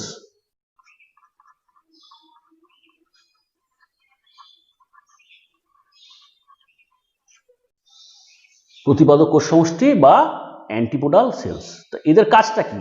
এদের কি কোনো কাজ আছে? না, এদের কোনো কাজ নেই। তাহলে এরা আছে কেন? নিষ্ক্রিয়। নিষ্ক্রিয় থেকে লাভ কি? ব্যাপারটা কি বুঝলাম না। এটা হচ্ছে স্ত্রীলিঙ্গধর উদ্ভিদ। স্ত্রীলিঙ্গধর উদ্ভিদ মানে উদ্ভিদের যে রেণুধর দেহ আর লিঙ্গধর দেহ, সেই লিঙ্গধর দেহের একটা অংশ। যত অভিব্যক্তি ঘটেছে প্রথম দিকে যে সমস্ত উদ্ভিদ ছিল, সপুষ্পক নয়, অর্থাৎ শৈবাল, মস, এদের ক্ষেত্রে কি হয়? শৈবাল, তারপরে বায়োফাইটারদের ক্ষেত্রে কি হয়? লিঙ্গধর উদ্ভিদটাই প্রধান। কিন্তু অভিব্যক্তির পথে দেখা গেল যত দিন গেল, টেরিডোফাইটা, জিমনোস্পার্ম, অ্যাঞ্জিওস্পার্ম, ওদের যত দিন গেছে, যত ইভলিউশন ঘটেছে পৃথিবীর বুকে, তত লিঙ্গধর উদ্ভিদ ছোট থেকে ক্ষুদ্রতর হয়ে গেছে। এর জন্যই তো এখন মাইক্রোস্কোপ দিয়ে ডিম্বকের মধ্যে দেখতে হয়। আগে কিরম ছিল? এরম ছিল না। এখন এতই ক্ষুদ্র হয়ে গেছে যে মাইক্রোস্কোপ দিয়ে ডিম্বকের ভেতর দেখতে হয়, মাইক্রোস্কোপ দিয়ে পরাগধানীর ভেতরে দেখতে হয় লিঙ্গধর উদ্ভিদকে। এত ছোট হয়ে গেছে। এটা অভিব্যক্তির পথে এই ঘটনাটা ঘটেছে। তো এবার এই যে স্ত্রীলিঙ্গধর উদ্ভিদ, ওর তো একটা দেহ ছিল আগে বড়, সেই দেহ তো এখন ক্ষুদ্র এইটুকুনি স্ট্রাকচারে পরিণত হয়েছে। তো সেই অঙ্গজ দেহের যে কিছু অঙ্গজ কোষও তো আছে, বাকি যে কোষগুলো, ওই কোষগুলো ফার্টাইল সেল, ওগুলো দিয়ে পরবর্তী জেনারেশন তৈরি হবে। ফার্টাইল কোষ আর কি, উর্বর কোষ, ওগুলো দিয়ে পরবর্তী জেনারেশন তৈরি হবে। কিন্তু কিছু কোষ তো অঙ্গজ কোষও আছে বা ভেজিটেটিভ সেলও আছে, যারা আগের যে লিঙ্গধর দেহটা, সেটারই একটা সাক্ষ্য বহন করে চলেছে। এই ধরনের প্রতিপাদক কোষ সমষ্টি থাকে। ওদের এমনি কোনো ফাংশন নেই, কিন্তু ওরা যে স্ত্রীলিঙ্গধরের অঙ্গজ দেহ, সেটারই একটা সাক্ষ্য। তো এইভাবে তৈরি হলো, কি হলো? স্ত্রীলিঙ্গধর উদ্ভিদ, বা এটাকে আমরা বলছি এমব্রায়োস্যাক।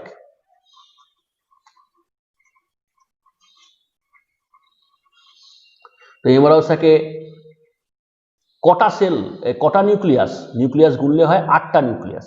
8টা নিউক্লিয়াস থাকে এমব্রায়োস্যাকের মধ্যে।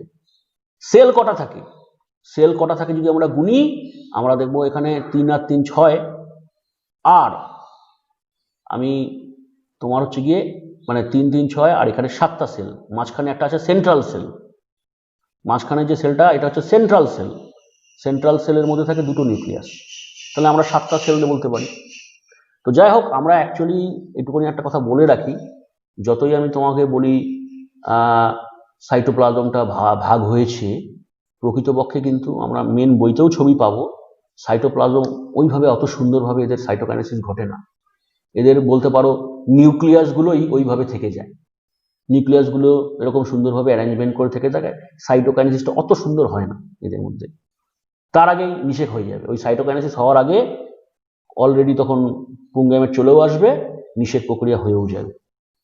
তো যাই হোক, সেই জন্য আমরা নিউক্লিয়াস কন্ডিশনটাই মোটামুটি বলি, তবে আমরা একটু বলার সময় এটা বলতে হয় যে মোটামুটি সাইটোকাইনেসিস একটা হয়। তো আমরা এই ধরনের অ্যারেঞ্জমেন্টকে আমরা কি বলি? নিউক্লিয়াসের এই ধরনের অ্যারেঞ্জমেন্টকে আমরা কি বলি? নিউক্লিয়াসের এই যে এমব্রায়োস্যাকের মধ্যে অ্যারেঞ্জমেন্টটা, এই অ্যারেঞ্জমেন্টটাকে আমরা বলি 3+2+3 বিন্যাস।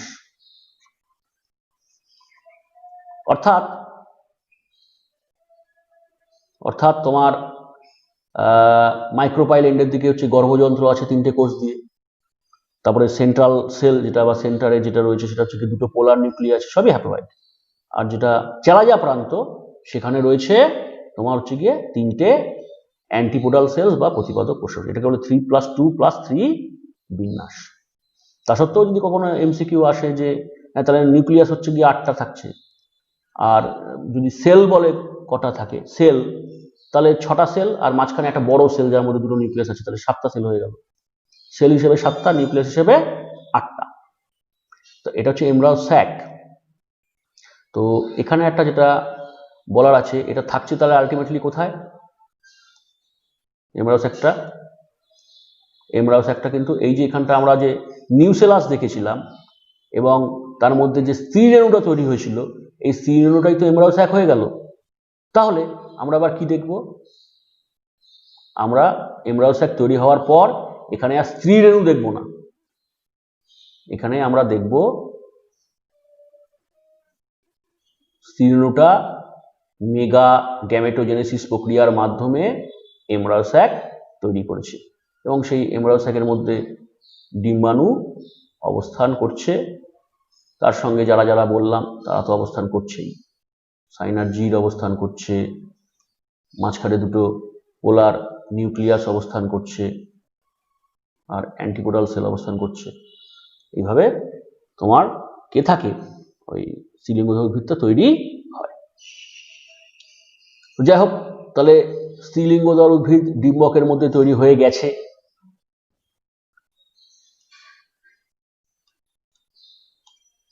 এবার আমরা চলে আসব নিষেক প্রক্রিয়া বা ফার্টিলাইজেশন।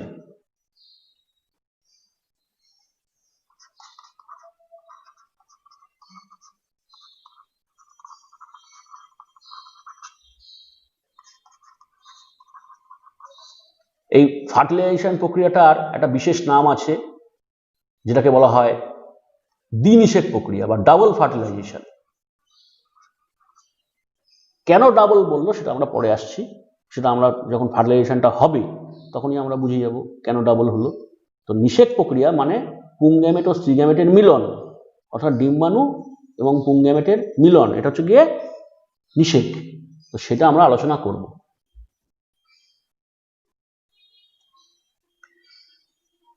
যেটা ছিল তোমার গর্ভমুণ্ড, গর্ভদণ্ড, গর্ভাশয়, গর্ভাশয়ের মধ্যে ছিল প্রকোষ্ঠ, তার মধ্যে রয়েছে ওভিউল,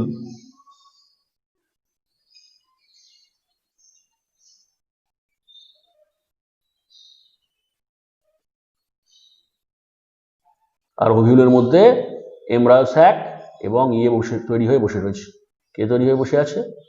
ডিম্বাণু তৈরি হয়ে বসে আছে। এমব্রায়ো স্যাক আছে আর তার মধ্যে ডিম্বাণু তৈরি হয়ে বসে আছে। এখন পর্যন্ত যা বললাম, এবার ঠিক সেই সময় পরাগ মিলনও হয়ে গেছে। তার আগে পরাগ মিলন হয়ে গেছে, পরাগ নালী তৈরি হয়ে গেছে। পরাগ নালী ধীরে ধীরে ধীরে অগ্রসর হচ্ছে কোথায়? তোমার ডিম্বকের দিকে অগ্রসর হচ্ছে।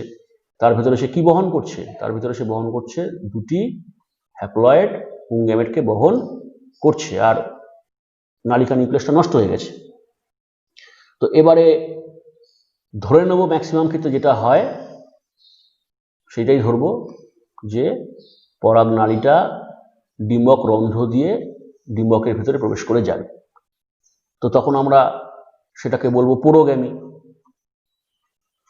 পোরোগ্যামি অর্থাৎ ডিম্বক রন্ধ্র বা রেণুরন্ধ্র বা পোর দিয়ে প্রবেশ করেছে। আবার এটা হয় অনেক সময়, হ্যাঁ শোভনের, ও ও না সে যা রেকর্ড হচ্ছে আমরা দিয়ে দেবো ওকে। তো এবার এই যেটা অনেক ক্ষেত্রে আবার যেটা হয়, পরাগনালীটা না তোমার চেলাজা প্রান্ত দিয়ে আসে। তুই বলবি কেন চেলাজা প্রান্ত দিয়ে আসলো? অ্যানাট্রপাস, এই কোথায় গেল, যেটা কিনা অ্যানাট্রপাস ওভিউল। অ্যানাট্রপাস ওভিউলে তো তোমার মুখটা তো আর উপরের দিকে থাকবে না, অ্যানাট্রপাস ওভিউলের ক্ষেত্রে তো মুখটা থাকবে নিচের দিকে, ডিম্বক বৃন্তের দিকে থাকবে। তো তখন তো আর তখন তোমার, হ্যাঁ ডিম্বক, না আমি ভুল বললাম, কিন্তু আমি এটা ভুল বলে ফেলেছি, ডিম্বক বৃন্তের ব্যাপারটাই নেই।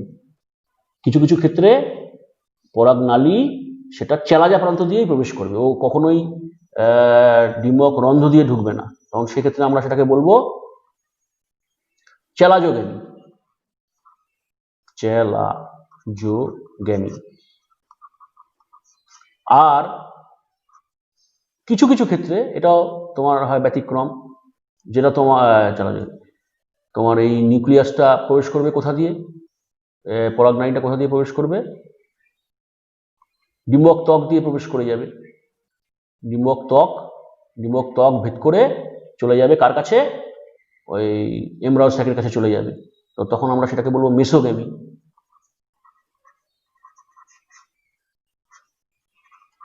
এইভাবে তিনটে ভাবে তোমার পুংগেমেট পরাগনালীর দ্বারা বাহিত হয়ে পৌঁছে যেতে পারে।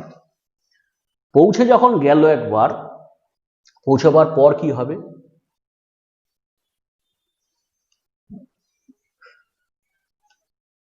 এখানে তোমার মনে করো পৌঁছে গেছে, কে পৌঁছে গেছে, পৌঁছে গেছে তোমার পুংগেমেট পৌঁছে গেছে। কটা পৌঁছেছে? দুটো পুংগেমেট এখানে পৌঁছে গেছে। তো এই দুটো পুংগেমেটকে এবার কে টেনে নেবে? দুটো পুংগেমেটকে টেনে নেবে হচ্ছে গিয়ে সাইনারজিড টেনে নেবে, নিয়ে এমব্রায়ো স্যাকের ভেতরে ঢুকিয়ে দেবে। এমব্রায়ো স্যাকের ভেতরে এখন কে কে আছে? দুটো পুংগেমেট আছে। একটা পুংগেমেটকে পাঠিয়ে দেবে কার কাছে? একটা পুংগেমেটকে পাঠিয়ে দেবে ডিম্বাণুর কাছে। আর একটা পুংগেমেটকে কোথায় পাঠাবে? আর একটা পুংগেমেটকে পাঠাবে হচ্ছে গিয়ে দুটো পোলার নিউক্লির কাছে।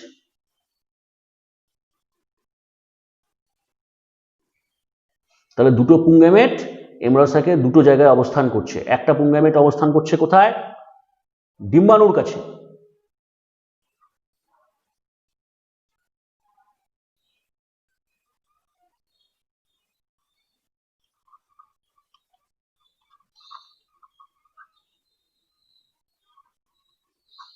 একটা পুংগেমেট অবস্থান করছে ডিম্বাণুর কাছে, আর একটা অবস্থান করছে হচ্ছে গিয়ে পোলার নিউক্লির কাছে। এরপরে যেটা হয়, সবার ফার্স্টে ডিম্বাণুর কাছে যে পুংগেমেটটা আছে তার সঙ্গে ডিম্বাণুর ফিউশন হবে, ডিম্বাণুর কি হবে? নিষেক হবে।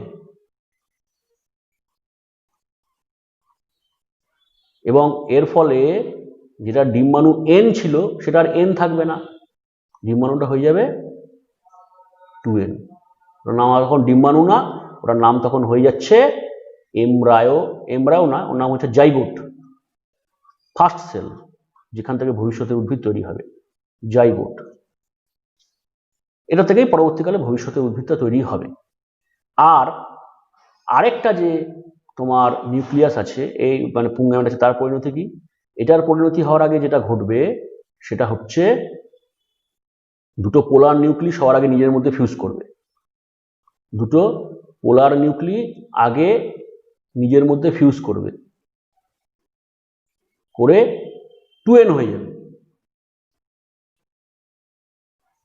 এবং এই সেলটার নাম হচ্ছে ডেফিনেটিভ এটা আমার একটা জিনিস ভুল আছে, এটা নিউক্লিয়াস অবস্থায় রাখা উচিত ছিল, এটাকে আমি করে দিয়েছি, সেল বানিয়ে দিয়েছি, এটা নিউক্লিয়াস।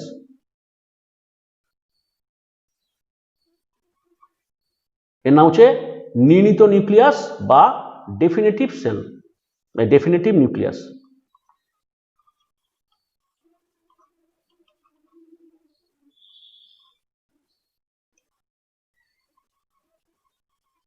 এটা রইল কার মধ্যে?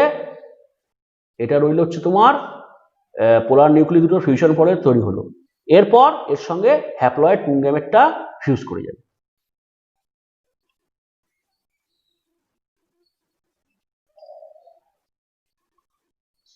এরপরে হ্যাপ্লয়েড পুংগেমেটটা এর মধ্যে ফিউজ করে যাবে, এর সঙ্গে ফিউজ করে যাবে এবং তৈরি হয়ে যাবে 2n + n অর্থাৎ 3n, যে কি তৈরি হবে? শস্য নিউক্লিয়াস। 3n শস্য নিউক্লিয়াস তৈরি হয়ে যাবে বা এন্ডোস্পার্ম নিউক্লিয়াস তৈরি হয়ে যাবে। এবার প্রশ্ন হচ্ছে এই জিনিসটা কি ব্যাপার, বুঝলাম না।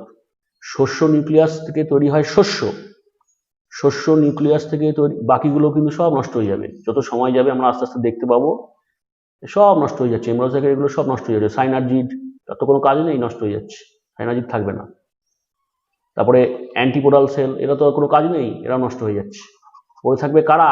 এমব্রায়ো স্যাকের ভেতরে, এমব্রায়ো স্যাকের মধ্যে পড়ে থাকবে শুধুমাত্র তোমার দিকে 2n জাইগোট, আর পড়ে থাকবে এই এন্ডোস্পার্ম সেল বা শস্য নিউক্লিয়াস, এন্ডোস্পার্ম নিউক্লিয়াস। এবার যেটা যত সময় যাবে তত আস্তে আস্তে জাইগোট থেকে তৈরি হয়ে যাবে অপত্য উদ্ভিদ। আর যেটা শস্য নিউক্লিয়াস, এটা প্রচুর পরিমাণে ডিভিশনের মাধ্যমে শস্য তৈরি করবে, যেটা কি হবে, এই এমব্রায়ো স্যাকের মধ্যে ভরে যাবে, প্রচুর শস্য তৈরি হয়ে যাবে এমব্রায়ো স্যাকের মধ্যে। আর যেটা অপত্য উদ্ভিদ, যেটা ধীরে ধীরে তৈরি হচ্ছে, সেই শস্যকেই কিন্তু আস্তে আস্তে বড় হতে থাকবে। যত শস্য খাবে তত ডেভেলপমেন্ট হবে। শস্যের সাহায্য নিয়ে, শস্য গ্রহণ করেই ওর ডেভেলপমেন্টটা চলতে থাকবে। তো এই শস্যটা হচ্ছে ভবিষ্যতের যে উদ্ভিদটা তৈরি হচ্ছে তার খাদ্য, তার জন্যই কিন্তু শস্যটা তৈরি হয়। তো এবারে শস্যের ডেভেলপমেন্টটাও আমরা পড়বো, সবই পড়বো, ওগুলো নিয়ে আমরা পড়তে হবে। এটা এক লাইনে বলে দিলাম যে জাইগোটটা শস্য গ্রহণ করে বড় হতে থাকে। তো পুরো যে ব্যাপারটা, এই পুরো ব্যাপারটা কি হলো, কোথায় ঘটলো,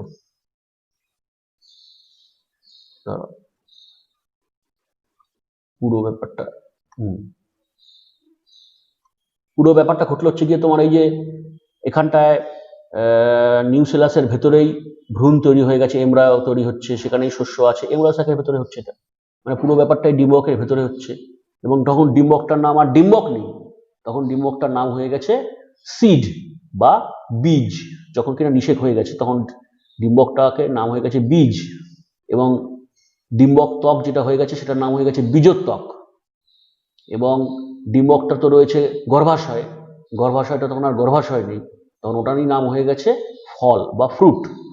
এবং তার ভেতরে ডিম্বকগুলোর নাম হয়ে গেছে বীজ, আর বীজের মধ্যে রয়েছে ভ্রূণ ও শস্য। যত সময় যাবে আস্তে আস্তে অক্সিন হরমোন তৈরি করবে ভ্রূণ, এই যে ভ্রূণটা অক্সিন হরমোন তৈরি করবে, যেটা এমব্রায়ো স্যাকের ভেতরে তৈরি হয়েছে, এবং সেই অক্সিনের প্রভাবে প্রচুর বৃদ্ধি ঘটবে তোমার ফলের, এবং ফলটা আরো বড় হয়ে যাবে, এবং তার ভিতরে বীজগুলো থাকবে ও ভ্রূণ থাকবে। তো এটা ঘটনাটা হচ্ছে কি, এই ঘটনাটা ঘটে, এটা হচ্ছে নর্মাল বললাম, এটাই ঘটে। তো এখানে আমরা ডাবল ফিউশনের ক্ষেত্রে কিছু ঘটনা আমরা একে বলবো, ডাবল ফিউশনের ক্ষেত্রে এখানে আরো বেশ কিছু ঘটনা ঘটলো, মানে নাম অনুযায়ী আমরা বলবো। ডাবল যে ফার্টিলাইজেশন, এখানে কিন্তু আরেকটা ঘটনাও আমরা বলি, যেখানে কি ঘটে, এখানে আমরা বলি ট্রিপল ফিউশন ঘটছে।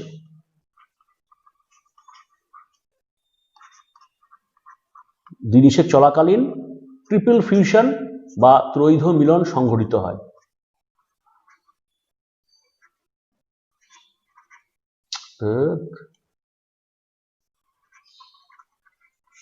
ত্রৈধ মিলন কথাটার মানে কি, ট্রিপল ফিউশন কথাটার মানে কি, কেন হলো? দেখো, ফার্স্ট যে ফিউশনটা হলো তোমার ডিম্বাণুর সাথে, ডিম্বাণুর সাথে ফার্স্ট ফিউশন যেটা আসলো, ধরো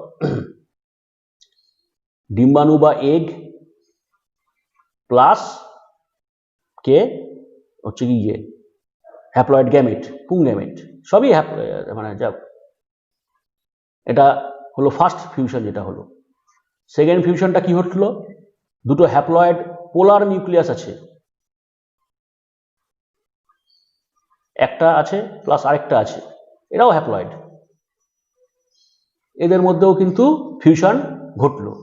থার্ড স্টেপে কি হলো, দুটো পোলার নিউক্লিয়াসের ফিউশনের ফলে উৎপন্ন যে ডেফিনিটিভ নিউক্লিয়াসটা বা নির্ণীত নিউক্লিয়াস,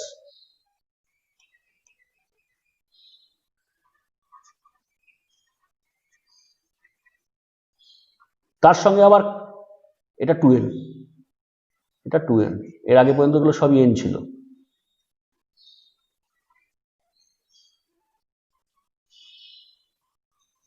ডেফিনিটিভ নিউক্লিয়াসের সঙ্গে লাস্ট ফিউশনটা কার ঘটলো, আর একটা পুং গ্যামেটের ঘটলো, সেটা n করে শস্য হলো। তাহলে তিনটে ফিউশন হলো, তো নিউক্লিয়াসের 3বার মিলন ঘটলো, তাই এটাকে ত্রৈধ মিলন বা তোমার ট্রিপল ফিউশনও অনেক সময় বলে, অনেক সময় না বলে এটাকে। তো এইভাবে আমরা ডাবল ফার্টিলাইজেশন প্রক্রিয়াটা সম্পন্ন হয়।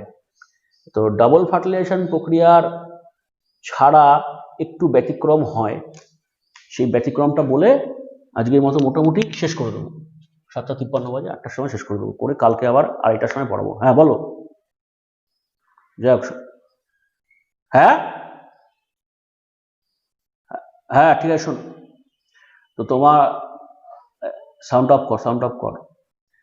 যেটা লাস্ট পড়াবো সেটা হচ্ছে গিয়ে তোমার, যেটা ব্যতিক্রম পড়াবো এটার নাম হচ্ছে গিয়ে অ্যাপোমিক্সিস।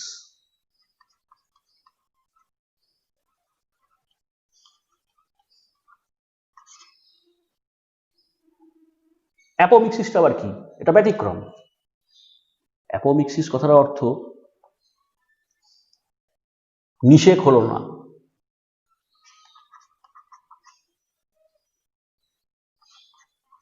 নিষেক নেই, কিন্তু যেটা রেণুধর দেহ,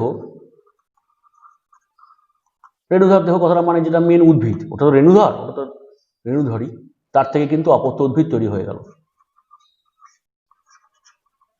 এবার অপত্য উদ্ভিদটা হ্যাপ্লয়েড না ডিপ্লয়েড সেটা আমি বলবো না, কিন্তু রেণুধর দেহ, তার থেকে অপত্য উদ্ভিদ তৈরি হওয়ার কথা নর্মালি 2n, সেটা যদি ওটা ঘটে কখন? ওটা নিষেক হয়ে হয়, কিন্তু কোনো কারণে নিষেক হলো না। নিষেক না হয়ে রেণুধর দেহ থেকে অপত্য উদ্ভিদ তৈরি হলো। সেই অপত্য উদ্ভিদটা 2n হতে পারে, আবার কিছু বিশেষ ক্ষেত্রে nও হতে পারে, সেটা আমরা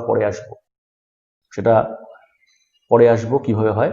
তো এই ঘটনাটাকে তখন আমরা বলছি অ্যাপোমিক্সিস। এটা একটা অ্যাবনর্মাল ঘটনা। অ্যাবনর্মাল বলতে অ্যাবনর্মাল নয়, প্রকৃতির কাছে নর্মাল, কিন্তু ব্যতিক্রম বলবো আমরা। এই ঘটনাটাকে আমরা বলছি অ্যাপোমিক্সিস। নিষেক ব্যতীত রেণুধর দেহ থেকে অপত্য উদ্ভিদ তৈরিকে বলছে অ্যাপোমিক্সিস। কিভাবে হয়? নিষেক হলো না কথাটার মানে পুংগেমেটা স্ট্রিংগেমেটের যে এতগুলো প্রক্রিয়াগুলো দেখলাম, এই প্রক্রিয়াগুলো কিছুই হলো না, হয়ে গেল। তো হলো কিভাবে বা জিনিসটা কি সেটা আমরা এবার দেখবো। অ্যাপোমিক্সিসটা মূলত 4 প্রকারের হয়। তো এই 4 প্রকার কি কি? সবার ফার্স্টে অ্যাপোমিক্সিস যেটা আমরা বলবো, রেকারেন্ট অ্যাপোমিক্সিস।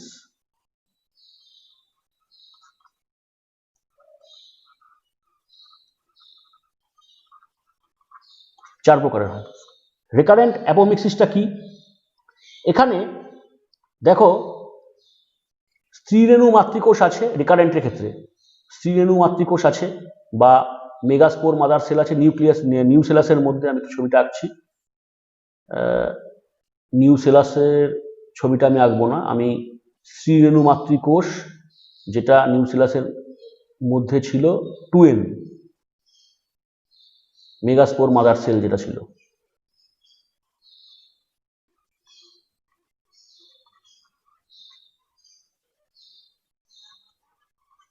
ছিল। নর্মাল নিয়মটা বলছি, নর্মাল নিয়মটা কি হয়েছিল? ফার্স্টে মিওসিস হয়েছিল, এটা নর্মাল নিয়ম ছিল। মিওসিস হয়ে তোমার হ্যাপ্লয়েড স্ত্রীরেণু 4টে তৈরি হয়েছিল, নর্মাল নিয়মটা বলছি। 4টে হ্যাপ্লয়েড স্ত্রীরেণু তৈরি হয়েছিল, যেটাকে আমরা বলেছিলাম স্ত্রীরেণু টেট্রাড। এবং তারপরে যেটা হয়েছিল, চেহারা যা প্রান্তিকটা রয়ে গেছিল, আর নষ্ট হয়ে গেছিল কোনটা? তোমার ওই এটা নষ্ট হয়ে গেছিল, বাকি 3টে মাইক্রোপাইলার এন্টিটা নষ্ট হয়ে গেছিল। এবং সেই স্ত্রীরেণু থেকে এরপরে তৈরি হয়েছিল স্ত্রীলিঙ্গধর উদ্ভিদ বা এমব্রায়োসাক, নর্মালটা বলছি। এবং তার মধ্যে তৈরি হয়েছিল ডিম্বাণু, এন, সবই এন। স্ত্রীলিঙ্গধর উদ্ভিদ তো আগেই এন হয়েই গেছে। কিন্তু এইবারে রেকারেন্ট অ্যাপোমিক্সিস কাকে বলে বলছি? মিওসিসটাই হয়ে গেল ত্রুটিপূর্ণ, মিওসিসটা হয়ে গেল ত্রুটিপূর্ণ। ফলে যে স্ত্রীরেণু তৈরি হলো, এই স্ত্রীরেণুটা 2nই হলো, এন আর হলো না। স্ত্রীরেণুটা 2n হয়ে গেল। তুই বলবি 2n আবার হয় কি করে? মিওসিস বলছেন, মিওসিস আবার তৈরি হচ্ছে স্ত্রীরেণু, সেও 2n। হ্যাঁ, ওই নামই তো আছে ত্রুটিপূর্ণ মিওসিস। এবং সেই ত্রুটিপূর্ণ মিওসিস থেকে যে তোমার স্ত্রীলিঙ্গধর উদ্ভিদ বলো বা ডিম্বাণু বলো, যাই বলো, সবই তোমার 2nই হচ্ছে। তো তখন এই ধরনের, এবার সেই ডিম্বাণু নিষেক ছাড়াই এখান থেকে ডাইরেক্ট অপত্য উদ্ভিদ তৈরি হয়ে যাচ্ছে। কারণ ও তো নিজে 2n, ওর তো আর কারোর সঙ্গে মিলনের দরকারই নেই। তো তখন ওখান থেকে সরাসরি অপত্য উদ্ভিদ তৈরি হচ্ছে। তখন আমরা এই টোটাল ঘটনাটাকে কি নাম দেবো?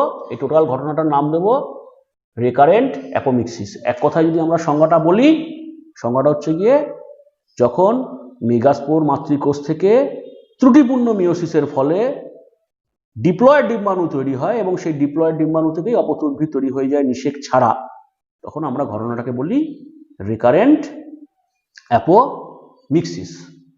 ঠিক আছে, এবার পরেরটা,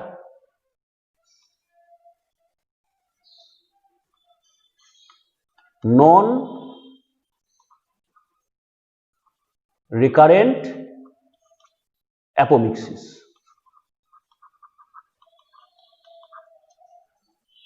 নন রিকারেন্ট অ্যাপোমিক্সিসটা কি? দেখো এখানে আমি তোমাকে বলে রাখি, এটা আমরা দেখেছি এমব্রায়ো স্যাকের ভিতরে কি তৈরি হয়, হ্যাপ্লয়েড ডিম্বাণু। হ্যাপ্লয়েড ডিম্বাণু তৈরি হয়, এটা এমব্রায়ো স্যাকের ভেতরে তৈরি হয়। তো হ্যাপ্লয়েড ডিম্বাণুটা নিষেক হলো না, কোনো নিষেক হলো না, নিষেক ছাড়াই হ্যাপ্লয়েড অপত্য উদ্ভিদ তৈরি করলো।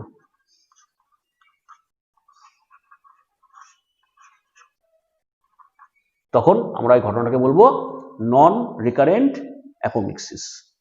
ঘটলো রেণুধর দেহেই, ঘটলো ডিপ্লয়েড উদ্ভিদের দেহেই, কিন্তু হ্যাপ্লয়েড ডিম্বাণু থেকে হ্যাপ্লয়েড অপত্য উদ্ভিদ তৈরি হবে যখন, সেটাই তোমার হ্যাপ্লয়েড অপত্য উদ্ভিদ তৈরি হচ্ছে। তো এটাকে তখন আমরা বলছি নন রিকারেন্ট অ্যাপোমিক্সিস। এরপরের যে টাইপটা, এটার নাম কি?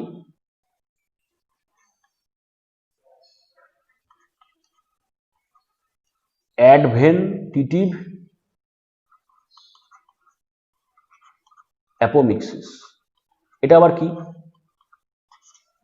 অ্যাডভেন্টিটিভ অ্যাপোমিক্সিস মানে দেখো তোমার ডিম্বকের ভেতরে টুয়েন টিস্যু আছে, ডিম্বকের ভিতরে কি রয়েছে?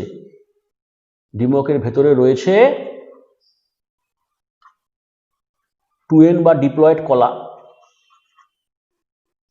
ডিম্বকের ভেতরে একমাত্র ভ্রূণস্থলী যেটা থাকে বা এমব্রায়ো স্যাক থাকে, যেটা একটু আগে দেখেছি, সেই এমব্রায়ো স্যাকটাই তো একমাত্র হ্যাপ্লয়েড, ওর ভিতরে যা যা আছে সব হ্যাপ্লয়েড। কিন্তু এই এমব্রায়ো স্যাক বাদ দিলে তোমার হচ্ছে গিয়ে ডিম্বকটা পুরোটাই তো, যতগুলো সেল আছে সবই তো টুয়েন সেল। কি হলো, কোনো কারণে তোমার ঘটলো না, নিষেক তো ঘটলোই না। অ্যাপোমিক্সিস মানে নিষেক ঘটবে না, এটা আগেই বলেছি, এটা সবার ক্ষেত্রেই কমন। কি হলো, ডিম্বকের যে টুয়েন কলা, এই টুয়েন কলা থেকেই তৈরি হয়ে গেল টুয়েন অপত্য উদ্ভিদ।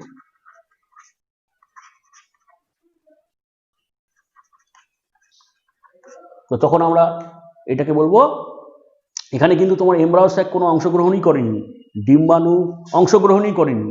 এখানে এমব্রায়ো স্যাক এবং ডিম্বাণু ব্যতীত ডিম্বকের অন্যান্য টিস্যু যেমন নিউসেলাস, ডিম্বক ত্বক, চেলাজা প্রান্ত, চেলাজা প্রান্ত হয় না, মূলত নিউসেলাস থেকেই হয়, আর ডিম্বক ত্বক থেকে হয়, বেশিরভাগ ক্ষেত্রে নিউসেলাস থেকে হয়। তো ওগুলো তো সবই টুয়েন কলা। তো ওই টুয়েন কলা থেকে যদি কোনো কারণে, এগুলো সবই কিন্তু মানে তোমার ব্যতিক্রম, প্রকৃতিরই ঘটে কিন্তু ব্যতিক্রম। এই টুয়েন কলা থেকেই যে অপত্য উদ্ভিদ তৈরি হচ্ছে টুয়েন, নিষেক ছাড়া, তখন সেটাকে আমরা বলবো অ্যাডভেন্টিটিভ অ্যাপোমিক্সিস। আর অ্যাপোমিক্সিসের যেটা লাস্ট পার্ট, যেটা লাস্ট ভাগ,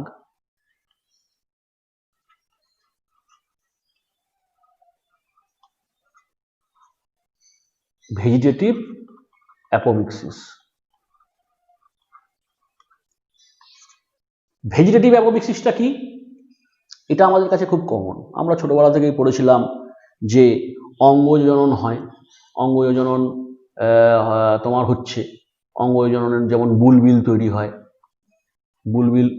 বুলবিল বলে একটা গঠন আছে, চুপড়ি আলুতে পাওয়া যায়, অ্যাগেভে পাওয়া যায়, অনেকের ক্ষেত্রেই পাওয়া যায়। চুপড়ি আলু গাছ, অ্যাগেভ বলে একটা উদ্ভিদ আছে। তো এই ধরনের যে বুলবিল বলো বা তোমার কোনো অঙ্গজ মুকুল বলো, সে পত্রজ মুকুলেও তাও পড়ে যায়, পত্রজ মুকুল বলো না, পত্রজ মুকুল বলবো না আমরা এই ক্ষেত্রে, আমরা স্পেসিফিক স্ট্রাকচার, এই ধরনের বুলবিল বা এই ধরনের কোনো স্পেসিফিক স্ট্রাকচার যদি তৈরি হয়, তখন এই স্ট্রাকচারগুলো তৈরি হয়ে অপত্য উদ্ভিদ যদি তৈরি হয়, তখন তাকে আমরা সেটাকে বলছি ভেজিটেটিভ অ্যাপোমিক্সিস। ভেজিটেটিভ অ্যাপোমিক্সিস কথাটাই মানে হচ্ছে গিয়ে তোমার এই ধরনের কোনো স্পেশাল স্ট্রাকচার তৈরি হলো, কোনো ইসে নেই ওখানে, কিন্তু কোনো ফুলের ব্যাপার নেই, ফুল নেই, ওখানে ফুল নেই, ডিম্বক নেই, পরাগরেণু নেই, কিছু নেই, ওটা অন্য ব্যাপার। কিছু বিশেষ ধরনের অঙ্গজ গঠন তৈরি হলো, যেমন অজন জননের একক তৈরি হলো, যেমন বুলবিল, এবং সেই ধরনের অঙ্গজ জননের একক থেকে তোমার হয়ে গেল, ওখান থেকেই তোমার অপত্য উদ্ভিদ তৈরি হয়ে যাবে। তো তখন আমরা সেটাকে বলবো ভেজিটেটিভ অ্যাপোমিক্সিস। তাহলে অ্যাপোমিক্সিসের এই 4টে টাইপ আমরা দেখলাম: ভেজিটেটিভ অ্যাপোমিক্সিস, অ্যাডভেন্টেটিভ অ্যাপোমিক্সিস, নন রিকারেন্ট আর রিকারেন্ট। তো এটা হচ্ছে কি আমার অ্যাপোমিক্সিস কমপ্লিট হলো। তো অ্যাপোমিক্সিস ছাড়াও কিছু কিছু অ্যাপোমিক্সিসটাই মেন, অ্যাপোমিক্সিসের আন্ডারেই এই ধরনের নিষেধ ছাড়া যে ঘটনাগুলোকে ডিসক্রাইব করা হয় 4টে পয়েন্টে। কিন্তু এছাড়াও কিছু কিছু বিজ্ঞানী আবার আরও 2-3টে এক্সট্রা পয়েন্টের কথা বলছে, মানে অ্যাপোমিক্সিসের আন্ডারে ওরা না, ওটাকে সেপারেট তারা নাম দিয়েছেন প্রসেসটাকে কিছু কিছু।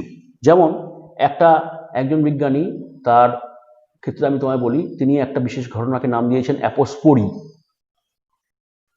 অ্যাপোস্পোরি উনি কোনটাকে বলছেন? এই যে অ্যাপোস্পোরি কথাটার মানে যে ভ্রূণপোষক কলা বা নিউসেলাস, যেটা নিউসেলাস ছিল বা ভ্রূণপোষক কলা ছিল,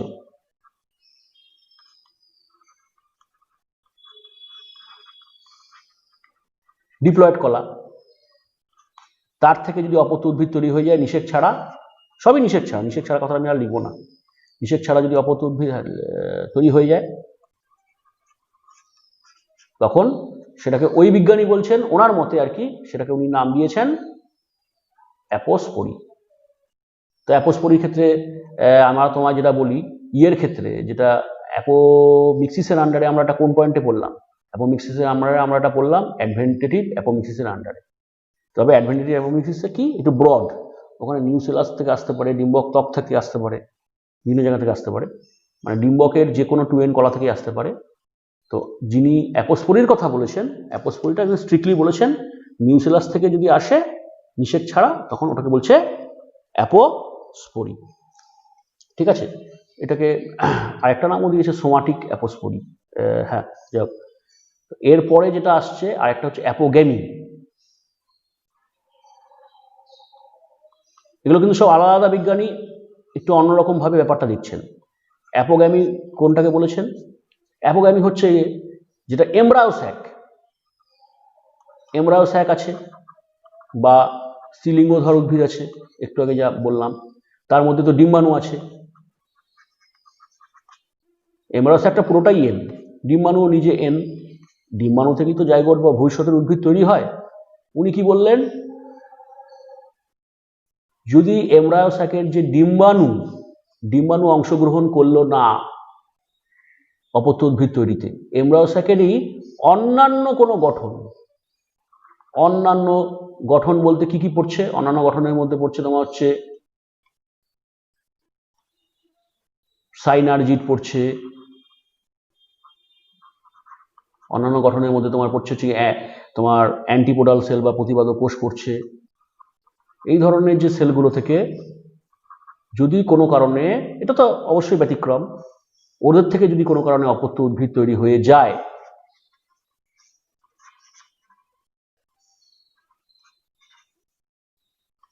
তখন সেটার নাম তিনি দিলেন, প্রসেসটার নাম দিয়ে দিলেন অ্যাপোগ্যামি। অ্যাপোগ্যামি হচ্ছে কি এমব্রায়ো স্যাক থেকে তৈরি হচ্ছে কিন্তু ডিম্বাণু না। তবে অপত্য উদ্ভিদ তো অবশ্যই হ্যাপ্লয়েড হবে, কারণ এখানে যেহেতু তোমার যে সেলগুলো আছে তারা সবই হ্যাপ্লয়েড টাইপের। তো এটা গেল। আবার আরেকজন বিজ্ঞানী আরেকটা নাম দিয়েছেন, এটা একটু আলোচনা করতে হবে, কি করবো, পরীক্ষায় আসে বলতে তো আমাদের হবেই, আলোচনা না করলে মুশকিল। এটার নাম হচ্ছে অ্যাগামোস্পার্মি।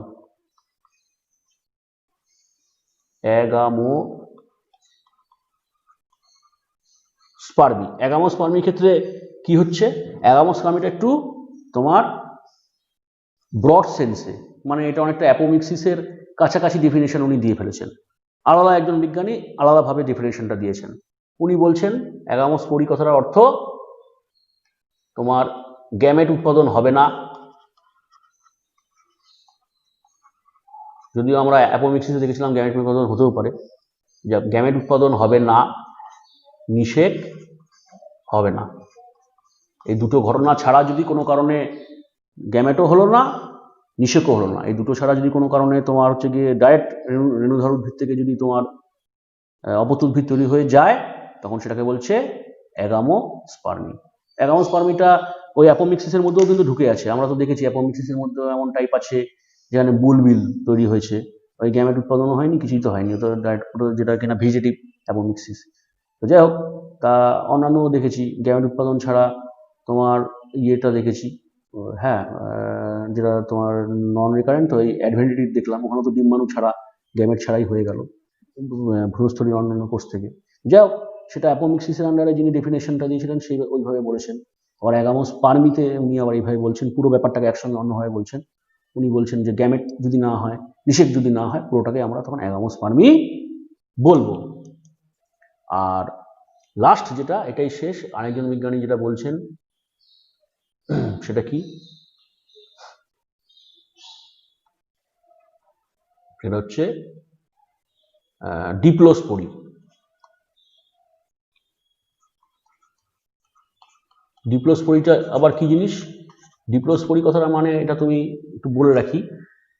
ডিপ্লোস্পোরি কথাটা হচ্ছে নিউসেলাস তো রয়েছে, নিউসেলাস রয়েছে, যার মধ্যেই তোমার মেগাস্পোর মাদার সেল ছিল, যার থেকে এই মেগাস্পোর হয়েছিল। তো নিউসেলাসের মধ্যে মেগাস্পোর যে mother sell, megaspore mother sell ছিল,